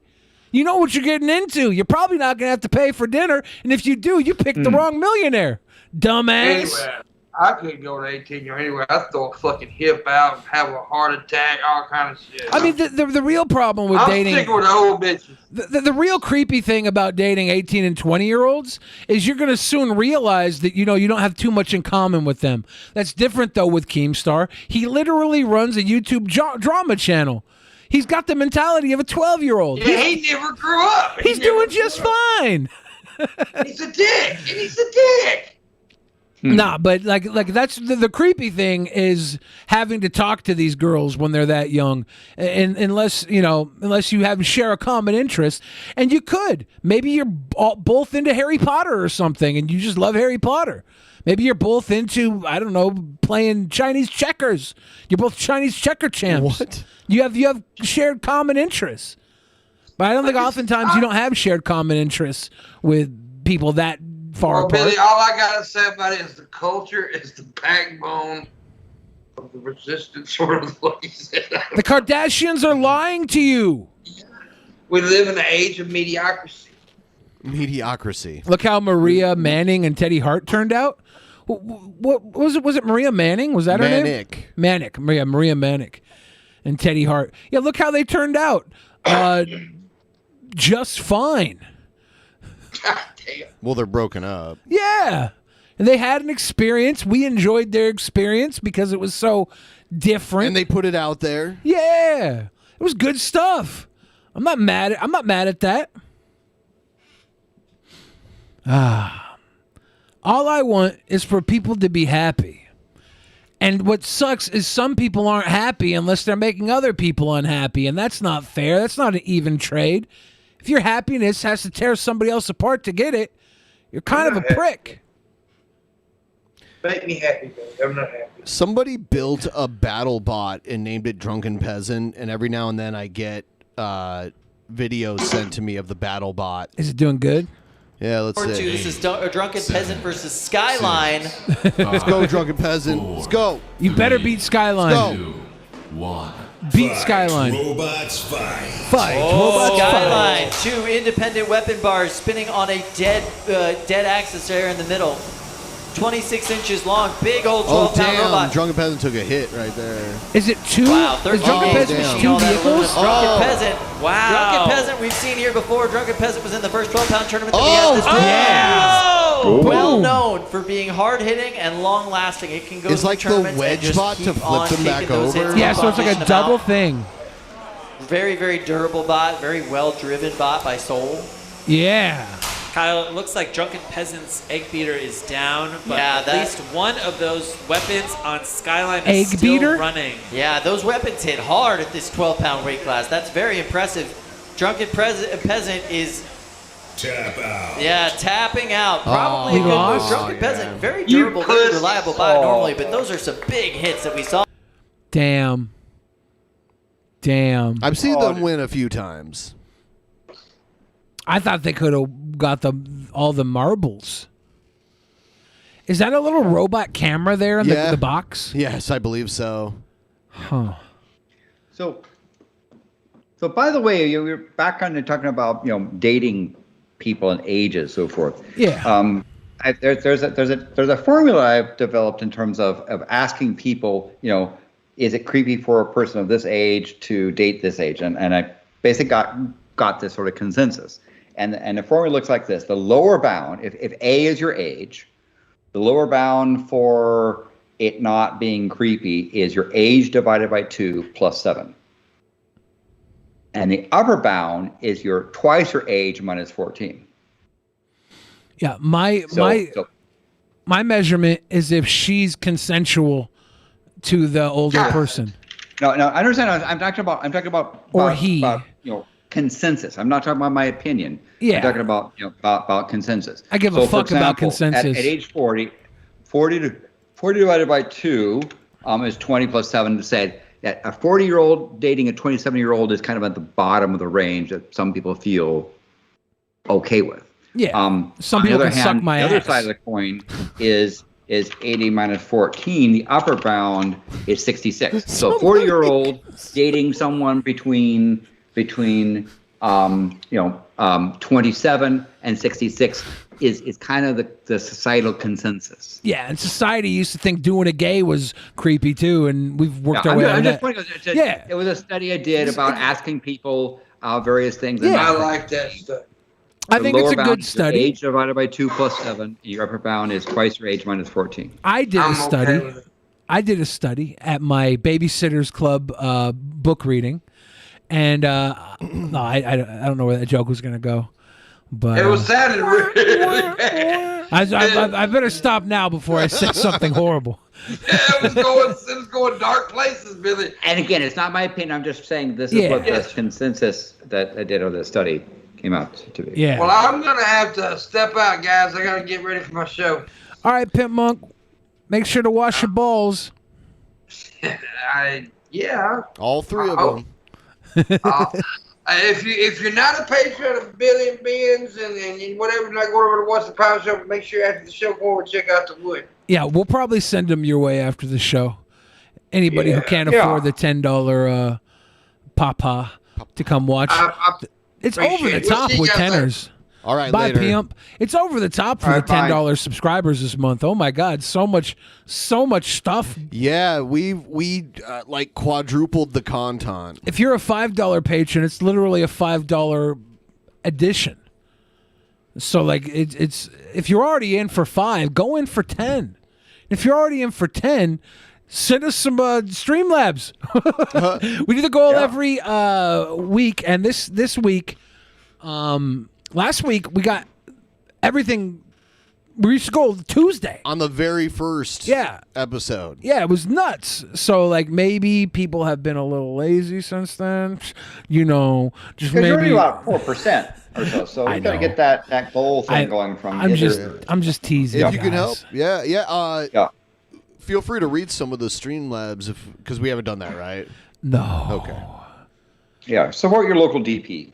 Yeah, support us. Yeah, we're going on hard times. We just got beat by Skyline. Egg Beater went out first, and then we tapped out. Y'all That's seen tapping. it. That's the problem. DJ Fixol says R.I.P. Larry Simpson. Yeah. Isolation Agarist says Billy does a simping stream for Trisha stream. Trisha watches it and laughs, and meanwhile, in the near future, sweet boy Billy announces his invite to Trisha and Moses' wedding. But who is Billy's plus one? Are you trying to simp your way into my plus one, Isolation Agarist? I think Trish and Moses are having 3 weddings. If I get invited to one of them, I'll consider it a personal victory. I think Royal Black, your name didn't come up here, but it says Billy stays simping for Trisha. Remember seeing that coming up live? Lord of Nurgle, give us that big love. We got a bunch of patrons, brand new, coming through. Thank you, guys. And that ties us all up for the little tootie today. Keep sending those streamers so we can talk about it. Streamers. We don't talk about it. Space is fake. For those of you that want to find Landon Noll's age range for non-creepy dating age, for someone of age, algorithm, it's in our pleb chat, and somebody should come in afterwards and leave it in the comments, okay? If you don't get it done in the comments, Landon, somebody else should, because it's very important. Some people do care about what society thinks. Me, not so much. Yeah, and so I was not saying this is right or wrong. I'm saying that was the consensus I found, and it was kind of interesting for stuff. Even and it ranged. Even we talk about somebody 18-year-old, right? Of what range people found it creepy. No, that's different than the old age consent stuff. But to be honest, what is that? A calculation, Landon, that you posted? An algorithm? What is that? What is that? Yeah, so it's an algorithm for the consensus on what's considered okay. Yeah, if she someone can, who's age A over 2 plus 7 is the lower bound, and 2A minus 14 is the upper bound. if she can comprehend that algorithm, I'd say it's not creepy. Yes. It has some extreme of problems, but it's that for a reasonable range, it's interesting. So I throw that out for the math aficionados. For the math nerds, perfect. Yep. So anyway, I guess you got taken down briefly, but we're back up. Hopefully they won't do that again. Yeah, I think it was just that video we were watching. I don't know. Do you still have that video recorded? Does that stream still on our page, or did it get dumped down? I think it's still there. Interesting. Yeah. Yeah, I mean we're doing Wink, it now. wink. It's still live. Okay. I'll probably have to cut that out of the video though. Yeah. Yeah. Oh my gosh. What else we got? We got the wall. Oh yes, vaccine police. This guy is a real wanker. Hear about An Alabama man who called himself the vaccine police told pharmacists at a Missouri Walmart that they will be executed if they continued giving COVID-19 shots. What the hell, man? Yes. here it is. A man who calls himself the vaccine police entered a Walmart in Springfield, Missouri, to put staff on public notice, telling pharmacists they could be executed if they carry out COVID-19 vaccine shots, according to reports. The man, identified as Christopher Key, an anti-vaxxer from Alabama with a band, live streamed the confrontation on Facebook last week on August 16th, according to the Springfield News Leader. The video shows Christopher Key is a friend of Pimpmunk, given he's from Alabama. Probably, yeah. Though I wondered why Pimpmunk got out of here so quick. Yep. Interesting. I'm just asking. Interesting. Mm-hmm. The video shows Key and a handful of supporters praying in the parking lot of the Supercenter before entering. During the prayer, a person could be heard saying, "Thank you, Lord Jesus, for waking up Springfield," and "Help us put the fear of God in these pharmacists." Okay, guys, this is the vaccine police. We're outside of Walmart about to go in. We're going to put Walmart and the pharmacists on notice to let them know that they're in violation of the Nuremberg Code, Keith said in the 30-minute live stream. The Nuremberg Code. Nuremberg Code. Keith said in the 30-minute live stream. Yeah, so they're citing an international law from like 80 years ago or whatever. They're calling vaccination a crime against humanity? Yes. He continued, we're going to let them know that 45,000 people within 3 days of receiving the vaccine dropped dead. And if they give one more vaccine after today, after being put on notice, then they can be hung up and then they can be executed. In the video, as the group walks... 45,000 people? Yeah, within 3 days. Greatly, Miss Piggy. I don't give a hoot. It ain't easy being vaccine. In the video, as the group walks toward the pharmacy, staff members are seen locking up and placing a "No Pharmacist on Duty" sign on the door. A local resident told the news leader that they had warned the staff ahead of Key's arrival after seeing his plan online to show up. I'm not trying to give you any fear and intimidation, Key told the staff member in the video. Sure. I'm just letting you guys know that if you continue to do this, that you guys will be held accountable. Key spewed multiple baseless claims in the video, stating that gotta scroll down.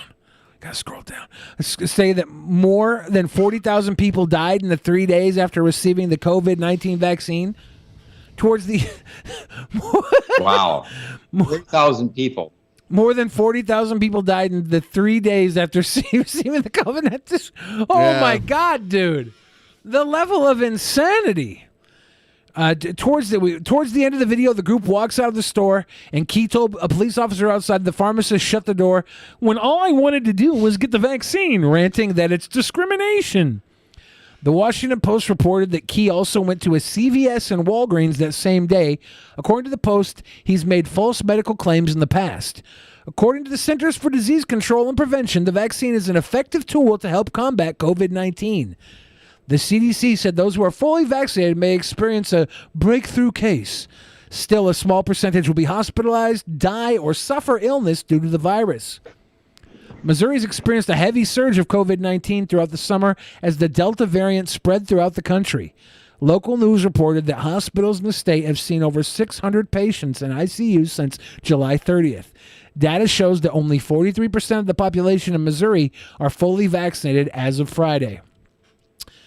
As the Washington Post reported last month, the city of Springfield has been battling with COVID-19 among low vaccination rates and vaccine misinformation. And we didn't get the video of that guy? No. Damn, that sounded like a stupid one to watch. I mean, I wonder, couldn't he be charged for making threats? Probably, but it's Mississippi, so most of the police were probably... No, it's Alabama. Alabama. I thought he was from Alabama, but it was in Missouri. Yeah, that's right. Oh, it was in Missouri, yeah. The Walmart was in Missouri, yeah. Missouri loves company. Especially in Springfield. Where the Simpsons yeah. It's that evil Mr. Burns. I heard they broke it down that the Simpsons were from Springfield, Oregon. I have no idea. Yeah, I mean, Springfield, Oregon, that's a place I've been. I've been there for a while. We used to have family farms in Springfield, Oregon. What's up, fellow YouTubers? No, it's a good morning when you got this. Oh, it's that cake-flavored vodka. It's Pinnacle. Pinnacle is like the fancy bottom shelf vodka, and it comes in 98 different flavors because the regular vodka is so icky. Yeah. But it's bottom shelf. Oh, so basically they cover up bad vodka with flavor and sugar. If he was a monster, he'd pour a little maple syrup in there and have liquid pancakes. We could just drink it straight out of the bottle, but let's have some class. Let's have a glass. Let's have some class and drink out of a glass.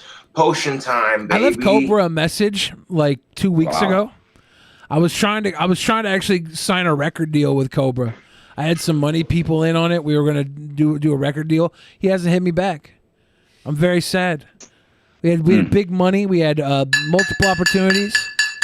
I'm never buying from Amazon again.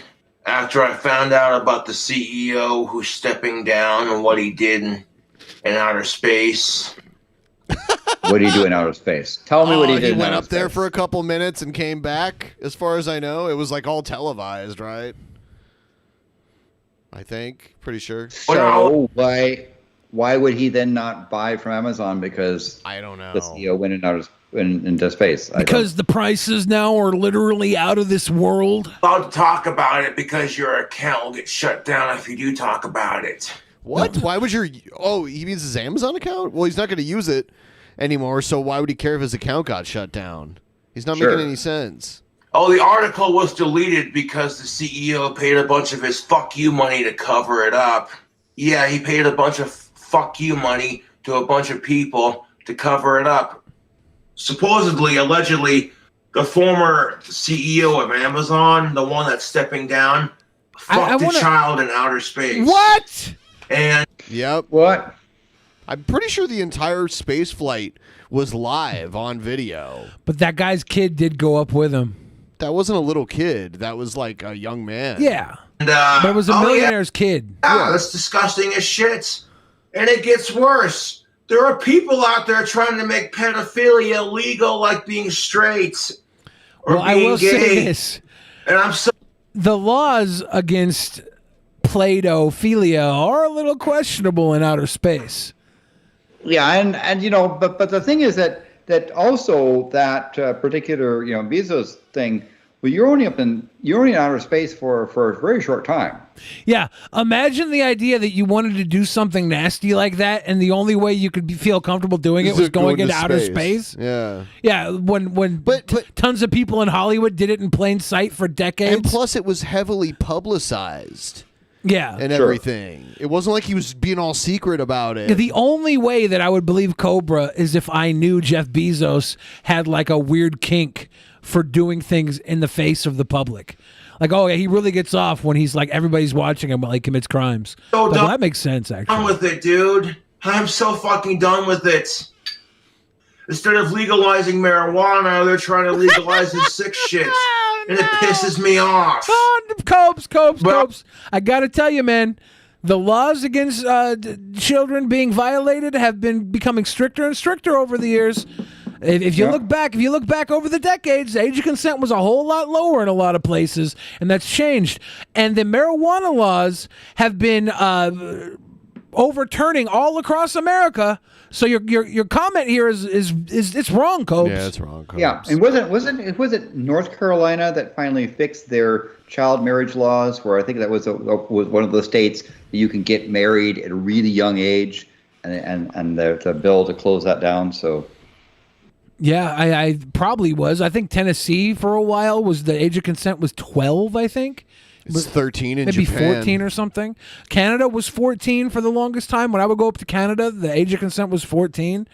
And then I stopped going there, and then they changed it. I don't know why I stopped I'm going not there. going to say his name because his name's copyrighted. You know who the fuck I'm talking about. That His name is copyrighted? Yeah, that's why How I is don't. someone's that's- name copyrighted? That's why I pronounce it as Bezos on the show. I don't want to get a copyright strike. from Amazon.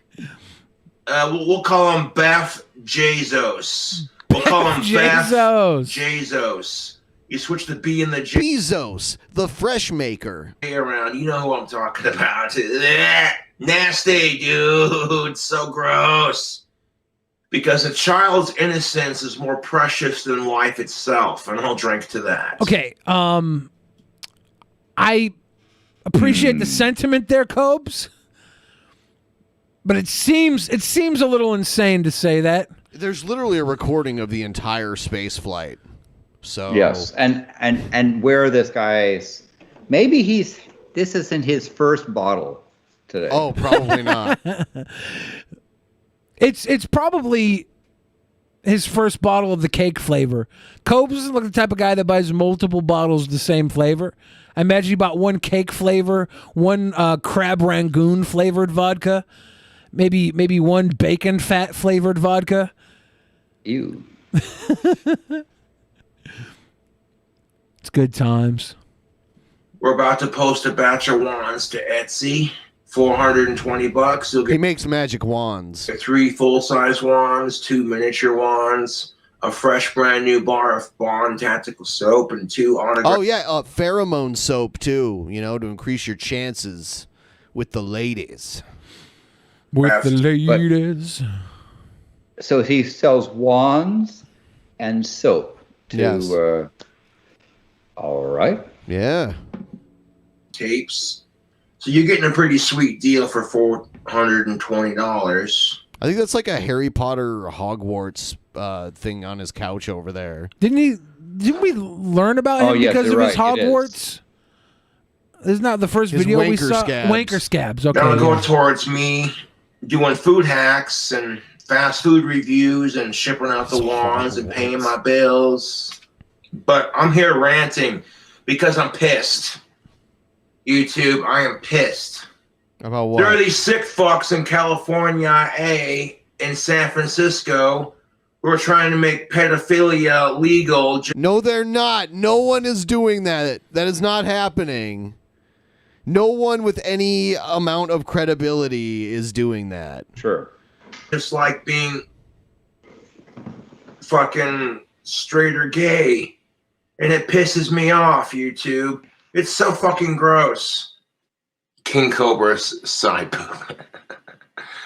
I don't have boobs. I got pecs, you fucking wanker. If I had fucking a pair of double D titties right here on my own chest, I'd never get anything done. I'd be sitting here playing with them all day like, Trust me, boobies. dude. He's not lying. I only stay morbidly obese to keep these gigantic titties, and they take up a lot of my free time. Sometimes I'm taking a dump and I forget to grab toilet paper when I wipe my ass because I'm too busy playing with my titties. And I get a nice handful of dookie, and then I go back to playing with them. Then I have a big old chocolate starfish chest ornament. It's not healthy. It turns out, you gotta leave Mr. Hanky in the bowl, though. You can't That was the put it up. plan, but I was so caught up playing with these gigantic tits. Chan's more autistic than I am. And it turns out he's super gullible. I say he, I meant to say she, excuse me, pronouns. Some people bullied Chris Chan into fucking his own mother. How the fuck does that even happen? What? Cope's like, oh, you don't know about that? Cope's like, how does that even happen? If you know how that happens, start messaging me and bullying me because I'm at a horrible dry spell right now. There was this heavily autistic person on the internet named Chris Chan that was very infamous, I guess is the right word.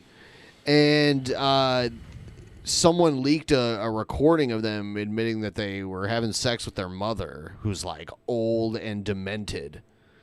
So, and now Chris Chan is in jail awaiting pre-trial. So that's what's going on. You have to be the most gullible, nastiest fuck to do that shit, dude. Like, fuck off. I don't fucking care if Chris Chan was bullied into fucking his mom or not. Fuck Chris Chan and fuck the asshole who bullied him into doing that shit. It's fucking gross. I mean, he was definitely bullied, but he wasn't bullied into doing that. You know, I don't know. Donate to the PayPal. That's appreciated. You don't have to. I'd rather let people buy the merchandise. Buy the merchandise, goddammit. God damn it. Now, if my channel gets deleted because of the system in play, you already know what's up. The system in play? Yeah. Oh, he's against the system. Yeah, well, it's because Beff Bezos has gone on to take down anybody who tells the truth about those lies. YouTube, you don't say I didn't fucking warn you. If the King Cobra JFS channel gets deleted because I'm speaking against these sickos, then you already know what's up. This is some delusional You know what shit. the most powerful magic is? A child's imagination. Oh my god. Wow. The most powerful magic is a child's imagination. Now you can laugh at me for saying that, but it's the goddamn truth. So you're telling me he makes those wands to... Does he put children in his wands? I don't know. If they're magic wands, the greatest magic is a child's imagination. Those wands are there to tap into a child's imagination. Yeah. Like or maybe there's something of the soap too. I'm not quite sure where that fits. The soap has pheromones in it. I don't know if there's any magic with that soap. It's all science. Even though I despise kids and I think they're obnoxious, whiny little shits, I'm very protective of children, to be honest. Not mentioning you, for example. Yeah. They got their whole life ahead of me. Ahead of me and ahead of themselves. They got their whole life ahead of me. It's cute. Like, I would dive in front of a gunman to save a kid's life, even if I didn't know the kid, because y'all got your whole life ahead of you. Hero codes right here. You don't. Yeah, that's really easy to say, but when the moment comes, we would see what you'd actually be willing to do. Don't touch kids, you don't touch dead bodies, you don't touch animals, and you don't touch your relatives. What's so fucking hard about dead bodies, animals, and relatives? Those are the sacred things. The Cobe commandments. that? It's the Forbidden Four. I've seen Ozzy Osbourne twice in concert, and I loved both concerts. At some point during the fucking show, Ozzy saw me in the crowd, and he's just like, that goth dude knows how to rock. Come on! I'm like, Ozzy, I'm sure it happened just like that. Yeah, I'm sure. That goth dude knows how to rock. That's what Ozzy would do. Yes. Not a sponsor. I think my favorite concert moment was I was watching Tim and Eric live, and they came out. Both of them came out to the crowd and danced with the crowd. And Tim came out and danced with me and Scott and my friend, and we were sitting there with Tim dancing with us. That was probably my that would have been my Ozzy called me a hot goth chick or goth I don't sexy think goth that's what he dude. said. That'd be my moment. What was that? Okay, your comment just got you banned, you little pussy. You talking shit on my idol, Ozzy Osbourne? Better Them not. fighting words, you little cunt. Whoa. Fucking minge. Whoa. Sucking motherfucker. He hit him with the If you're here to minge. talk shit on my new pint glass, or if you're here to talk shit on Ozzy Osbourne, get the fuck out of my channel, because you're just gonna get He's banned. starting to slur his speech like Ozzy Osbourne. Yeah, dude, I'm not having it. Cobes, I sent you money. Did ya? Well, if you did, I definitely appreciate it. Give me Let's money. see if you ain't bullshitting. Holy fucking shit. $59.42. That right there God is one damn pizza it. for Cobes. What? Yeah. He'll special order Domino's and have them do all this stuff that's not even on the menu, and he'll end up getting like a $60 pizza. Yeah, $59.12 will cover the pizza. If he had an extra 88 cents, that would cover the tip. Cobes is a notoriously low tipper. You know, his voice is familiar. I mean, I'm not him, but there's somebody else that I know that has that same voice, same type of voice, that whiny thing that he claimed kids have. I think you're thinking of Kermit the Frog.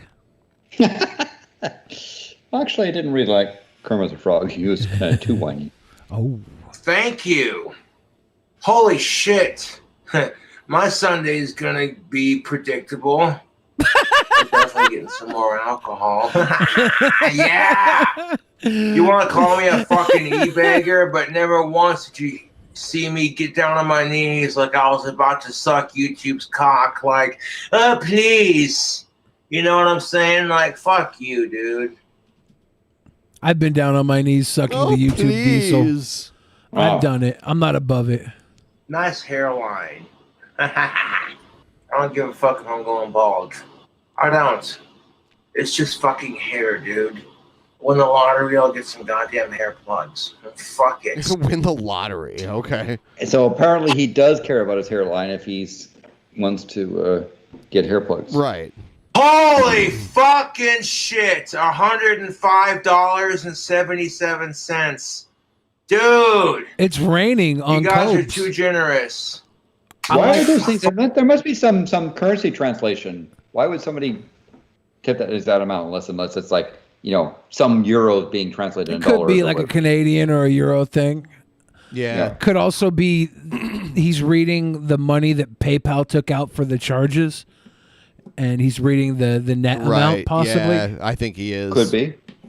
Fuck, dude, this has been a good Sunday for your boy Cobra. I tell you what.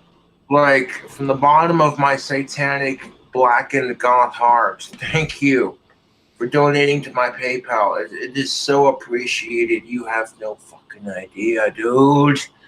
No, seriously, if you're one of my haters and you get pissed off because people donate to my PayPal, it's because you're jealous. You're like, Cobra put in years, okay, of being the whole famous YouTuber kind of thing. He's famous? He's not that famous. Like, he's low tier, well known. I would say, like, famous in his own mind. Yes, I would say he is worldwide renowned sexy goth bad boy. He got so triggered one time because these trolls talked this one goth girl that has like a channel. They like tricked her into thinking King Cobra was like talking about her, and then she was like, "He's not goth," and then the real Cobes got all triggered because he's not. You would never want to tell a sexy goth bad boy that he's not goth. He's not goth though. He's a sexy goth bad boy, right? Like, what's not goth about this? I don't know. He's probably as goth as the goth kids on South Park. Right. You conformist. I think goth is kind of like gay. You just have to identify, right? Like, you have no idea how long it's taken me years to get to where I'm at on YouTube right now. And most people don't want to put in that kind of dedication. Most people are just like, you know what I'm saying? And stand with me. Because Cobra Cult is fucking awesome, and it's taking over the world. Oh, wow. Yeah. Delusions of grandeur. Cobra Cult is taking over the world, baby. For the women and children in Afghanistan right now, so mote it be. Is Cobra Like, going to get drunk you have and no save idea, the women dude. and children in When Afghanistan? I hear about the women... He's going to sing, I believe the children are a few. Didn't Biden address Afghanistan yesterday? Or do we know anything about that? Are there Americans over there that need to escape? I saw there was a news clip he talked about today. A bunch of things, but Afghanistan was one of them. I don't think he spoke to it. He spoke about it. I don't think he spoke. We should tell them they have the to best that. ice cream over there, so we'll go do something about it. And children, the refugees in Afghanistan, who are just innocent bystanders in this fucked off religious war bullshit circumstance. My heart aches for these people, YouTube. It really does. Oh, now he's going to do crocodile tears. People are telling me I need to get laid, and I'm like, fuck you, dude. There are bigger fucking problems in our world. There are women and children who are afraid for their fucking life because of this fucking war in Afghanistan. You're telling me I need to get laid? Screw you, dude. There are bigger problems in our society. There were sick fucks trying to make pedophilia illegal, and there are fucking assholes in Afghanistan. What is this? What he keeps going on about poor Cobra? pedophilia? I don't know. Because his heart is soft. People, no, there's like this weird performative like virtue signal thing about it. That's what this is all about. Putting women and children in danger, and you're telling me I need to get laid? Fuck you. Sweet boy There are bigger Cobes. fucking problems than my fucking sex drive and my fucking sex life. Fuck all That that, takes a dude. big man to I say would that, trade a Cobes. lifetime of sex to fucking end all of our world's problems. Oh You know? my God. Sweet boys shut willing to up. sacrifice. Now, would you give up sex to rid the world of half their problems, Cobes? Fucking know you two. Poor guy. His heart is so Sorry. soft. It's not. Got a little emotional there for a second. What the fuck was that? That was Cobra being a decent motherfucker. For a second. Cobes is truly humble. Letting his real emotions go through. Thank you, Jesse Ryan, for plugging the PayPal, and I agree. Fuck the Taliban. The Talifanis. And the goat fuckers. Whoa. So now I definitely have enough money to do the custom-made dinner box. The custom-made dinner box that I've been wanting to do from Pizza Hut. Yeah, he's gonna order a custom-made dinner box because, like, Pizza Hut has these big dinner boxes. My guy, I'm so proud of him. He's over here crying. He's shedding tears for Afghanistan, and then he's gonna celebrate by buying himself the custom-made dinner box from Pizza Hut. How much do you think it's gonna cost him? I hope it's $47. He got like 150. Yeah, I wonder what he's So- gonna get. Do we get to see his delivery order? Yeah, Pizza Hut can definitely expect your boy Cobra showing up at one of their friendly locations. I wanna here hang in out with him town and so being bad. like, okay, so here's the scoop. Check PayPal. Oh, I suppose I could check it again. I mean, shit. $167.18. God damn, dude. Thank you, Bobby. Thank you, Bobby. Thank you, Dale. Thank you, Dale. This is definitely going to go towards me getting some more booze and potentially doing a Pizza Hut food review. Yes. So he's gonna order Food like review. $60 worth of pizza and booze. That's most definitely what's up. He's I'm sure that'll always be wasted. riveting content. Because nobody out pizzas the Hut. That is factually that's not would not you true. would you go to court over that? Nobody out pizzas the Hut. So many places out pizza Was the Hut. was that their slogan or was that somebody else's No, slogan? that's their slogan. Nobody out It pizzas is the not Hut. that hard to make good pizza yourself. Right. But you know, though, a pizza oven does go a long way, right? Yeah. Like a home oven, it'll do pretty well. But a nice pizza oven is pretty impressive. I do like a good pizza oven. Yeah. Thank you for donating to my PayPal and tuning into the video. I'll catch you later.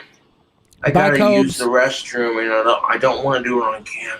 Bye, Cobes. Go take private massive dumps, sure you Cobes. A few hours later. Sitting here hanging out, waiting for my Pizza Hut order because nobody out pizzas the Huts. Oh, damn. Not a sponsor. However, what is a sponsor of my channel is Raycon headphones. Is that for real? And if you use coupon... Oh, wow. He got a... Did he get a Raycon sponsorship? Yeah, looks like it. My guy. Everybody get your Raycon Cobes. Cobes. Put it JFS, capital J, capital F, capital S. You get 20% off your next order of Raycon headphones. You got reached out to trolled? your boy King It lasted Cobra. about They a want to day? sponsor the Oh, channel. damn it. And now I get money sent directly to my PayPal every time you make a purchase. So get yourself some Raycon headphones. Never mind, guys. It was a troll. Huh? Oh, no. So let's crack open a Bud Light Platinum. What up? We ordered the Pizza Hut Big Dinner Box. And we customized it. Oh, shit. Look at this. YouTube, look at it. That's all for him, too, by the way. Back behind him. You think those are breadsticks on the arm of the chair? What do you think those are? Something else that Pizza Hut sells. I'm not sure. Let's see what this guy's the got in this breadstick dinner box box. from Pizza Hut is long and thin. Huh. Maybe it's wings or something? I Could don't know. be. Look at it. pizza? This is be. Pizza Hut Fresh. Now, the Raycon sponsorship, I hope it's legit. But it might not be legit. It could be one of my trolls fucking with me. Damn it. So I do apologize. How can the If you go on trolls to get him a trolled Raycon sponsorship when I was really about to sign him to a record deal? I had a whole... I'm sure Raycon would see this person as being a really great spokesperson for their brand. They should, yeah. I'm so bummed right now. He wouldn't call. He wouldn't answer my phone calls. Seriously, how come he isn't 600 pounds? I mean, he doesn't eat it all in one sitting, right? He's well, maybe he binges and purges. Yeah, I think my guy goes a lot of days pretty hungry, and he also eats raw bacon, so he probably vomits a lot.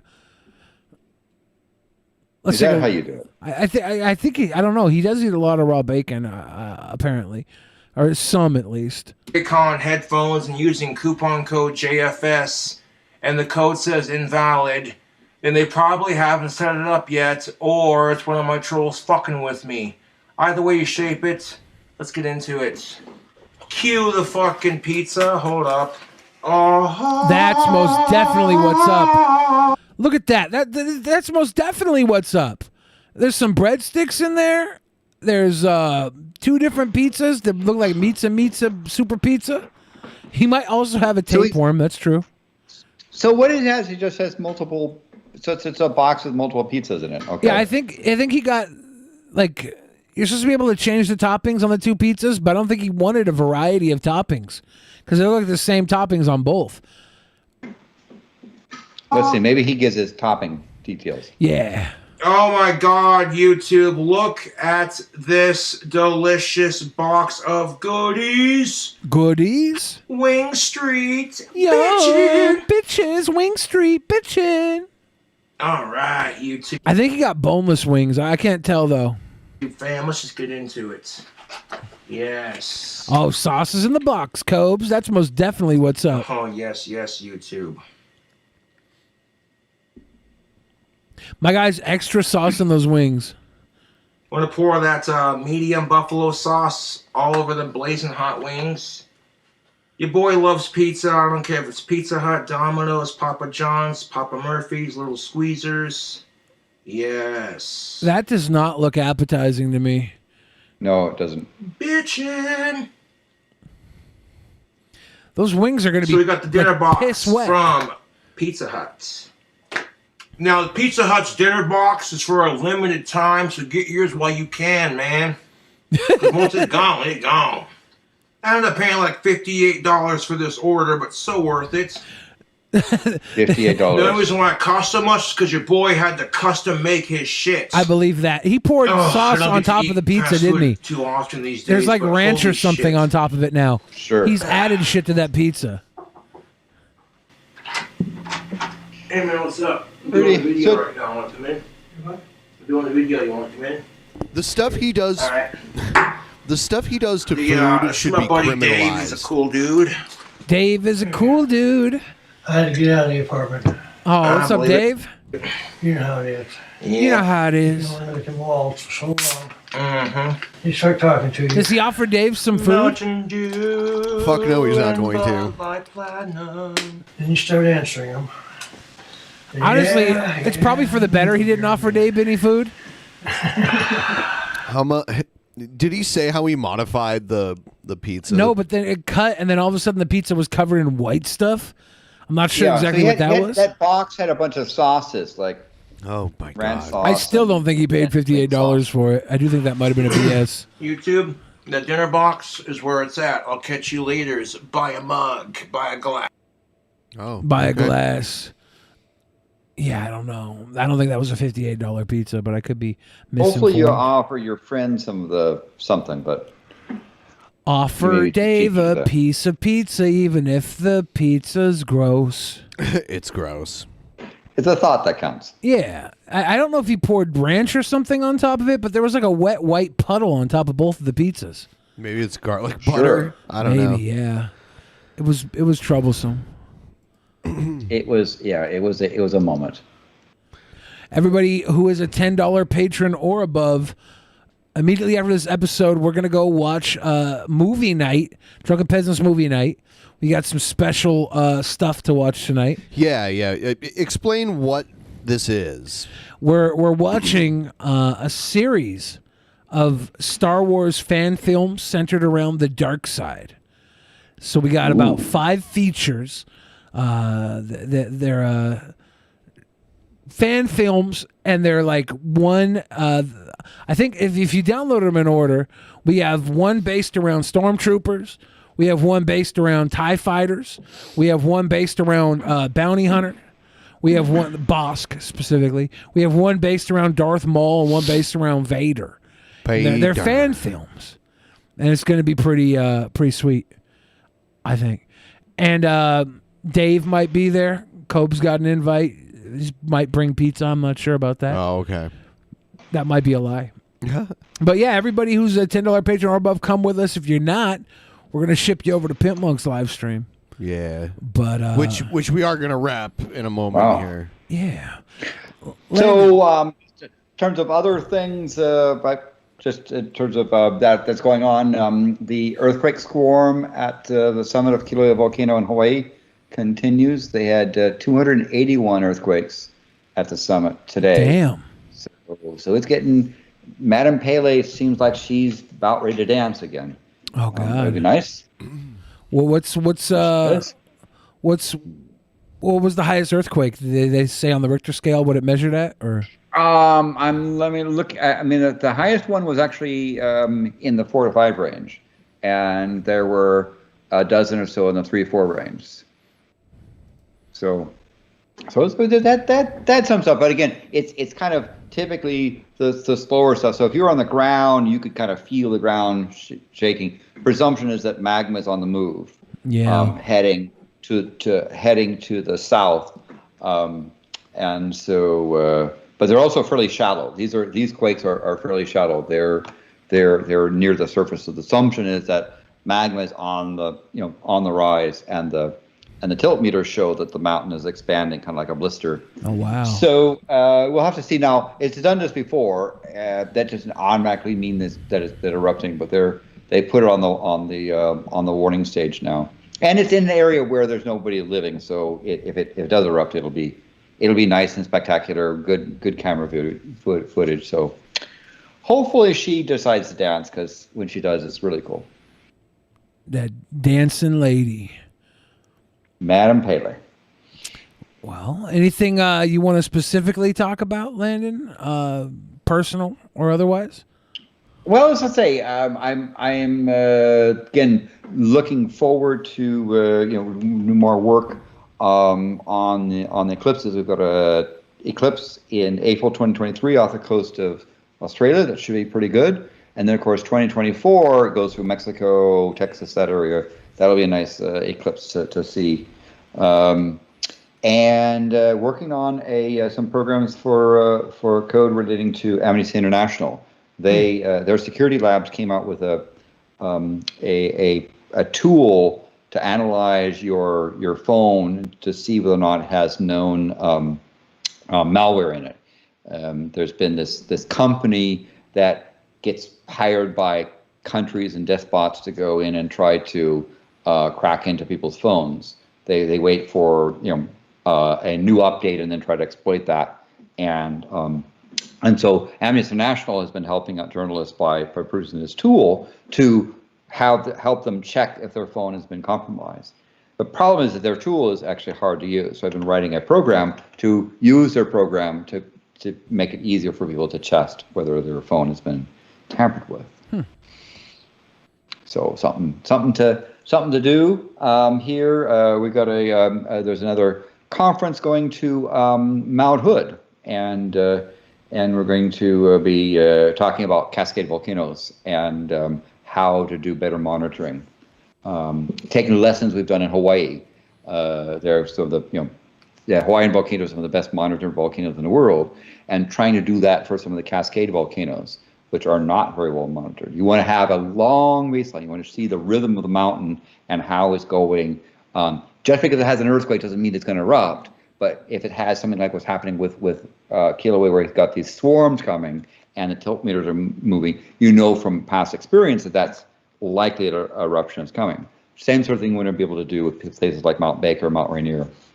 People don't realize that Mount Rainier is considered one of the 10 most dangerous volcanoes in the world, especially since its proximity to places like Tacoma. So the conference is trying to work out a way to get these Cascade volcanoes better monitored, so that if we see a change in behavior, we can at least raise a caution flag. Are you you have the 3 lava lamps out as like a tribute to the volcanic gods to keep them safe? Well, I say it's a tribute to Lavarand. Back a number of years ago, when I was working for Silicon Graphics, we did a patent.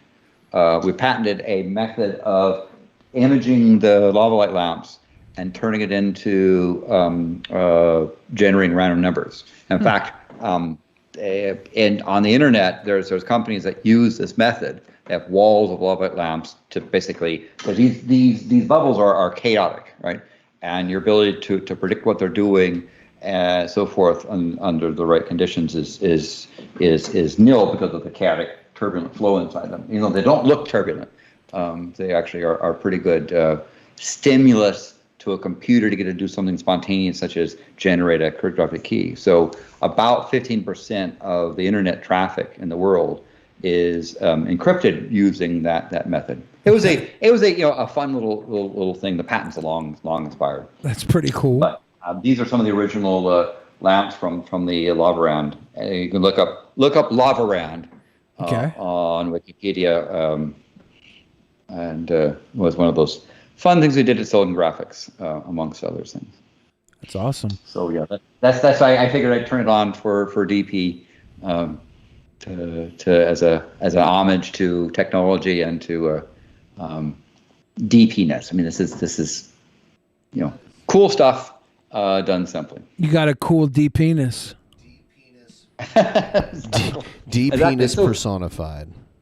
So yeah, and so I've been contemplating, also trying to figure out when it becomes practical to be able to travel again internationally, and trying to figure that out with the process.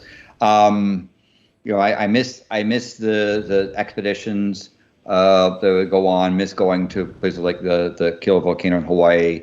I'm hoping I missed. One thing I'm really bummed about is I missed the going to the eclipse in Antarctica. There's an eclipse on December 4th near the South Pole, but I won't be able to get to because of the pandemic. Sadly, but I'm hoping at some point that when things are going to get better, I'll be able to back and do some international travel again. Yeah. I miss traveling. Yeah, traveling. I've gotten some traveling in since the pandemic started. Driving, a lot of it. Flew a little bit, but domestic. Yeah, I haven't gone national. I haven't, but even just doing that domestic stuff has been like worrisome. I don't know. Yeah. It's I was as careful as possible, but I also like to lick walls and stuff. So. And that habit's hard to it doesn't. off. Some things don't break easy, You see a wall, you lick it, right? That's the especially the gum wall. Yeah, my bad. Oh yeah, that's the one in Seattle. That he ate a piece of gum off of it. Really? He did. Yeah, it was for $100 dare. So this was pre-COVID. It was like by barely at all. It was like before the thing got announced in Wuhan. Do they ever December. scour that thing and or is it just like Most definitely, yeah. They rip it apart every few months now, I think, to keep it clean. Oh, but anyway, yes. If you don't know about, look up Seattle gum wall. It is not gum it is what wall, you think gum wall, not cum wall, right? Yes, you made it sound like you'd never know. Seattle gum wall. That's unfortunately true. Yeah, you do never know. That might have been a freshie on deck. So I think when I go to Mount Hood, I'm going to drive there, and it'll be outdoors, so I feel comfortable about that. But eventually, at some point, that you'll be able to travel internationally. The problem, of course, is how good is the medical system there. For example, in Antarctica, we're going on the ice near the South Pole, and when you go there, you need to have insurance, medevac insurance, in case like you break your arm or appendicitis or something like that. And the problem is severalfold. First of all, the insurance companies are saying, well, we're in this no travel zone, and you would be medevaced to a place like Chile or Argentina, where South America has a higher rate of COVID cases than even in India per capita, right? It's a really bad situation. So you would be medevaced from a problem in Antarctica into a country whose medical system is completely broken down, cots in the parking lot, that kind of stuff. Also, a lot of the pilots that are down in Antarctica don't want to fly up into COVID places. They'd rather stay down there where it's COVID free. So the situation of getting Antarctica is not getting there. It's the countries you have to go through to get there is the thing. Like Australia's locked down. They're in lockdown. So a lot of the places that you would need in order to travel to the jumping off spot, you can't get there. So that's the problem. And of course, another thing is that the appears that the regime now they're having for COVID-19 vaccination is you get your first shot, you wait a month, you get your second shot, you wait 8 months, you get your third shot. That seems to be the current cocktail. And for me, I won't get my third shot until January, which is after the eclipse. So it's a bummer. That's unfortunate. I planned 20 years for that eclipse. Fuck. I went there in 2018 on ice, an expedition to do the site selection to pick where we're going to see the stuff, and I can't go. So that's a little bit disappointing. Yeah. So if I said a bad word about people not being vaccinated, it's because of a 20-year expedition you've had in your sights, and they took it away from you. Yes. But anyway, but things are moving forward. Doing some work on some algorithms for looking at primarily testing. So there's the telescope on the moon. There's helping Australia with its radio telescope. Assuming we can travel there, when I travel there. Eclipse in Australia, eclipse in the U.S. And a bunch of other cool stuff. These people need to stop going to frickin' country music concerts so you can get back out and do cool science shit. Yeah, and also get vaccinated so you're not you minimize your ability to be a carrier. Yeah, I don't know. People are dying out there on the still. System. People are still dying out there. People who are vaccinated, if they're up in age, if they're immunocompromised, they're still dying out there, and it sucks. Yeah. But that being said, thank you, Landon. Everybody who Thank you can't very much. afford, I have to say, yeah, my producer for my YouTube channel, Dave McNinnis, is almost fully recovered now. So I had hoped by this time to say yes, I'm putting videos on our favorite universe, but we're not quite there yet. But he's getting to the point where he's starting to do some work on the channel and be able to start producing some science news videos. So very soon. Stay tuned for our favorite universe. It'll come soon. Hopefully you'll be ready to go next time we have you on, and we could absolutely. Thanks again, folks, and Ben as well for having me on. And it's always interesting to see a different take on reality. Yeah.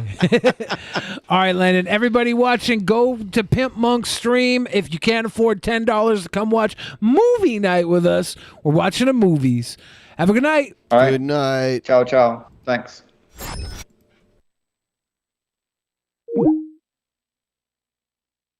In the beginning, there was nothing. And then there was the Drunken Peasants Podcast. Drunken Peasants. Drunken Peasants. Drunken Peasants. Drunken Peasants. From the strangest corners of the internet, gonna get TP'd by Billy and Ben. You know where you can find them at. Get ready, cause they're gonna kick your... Drunken Peasants. Drunken Peasants. Drunken Peasants. Drunken Peasants.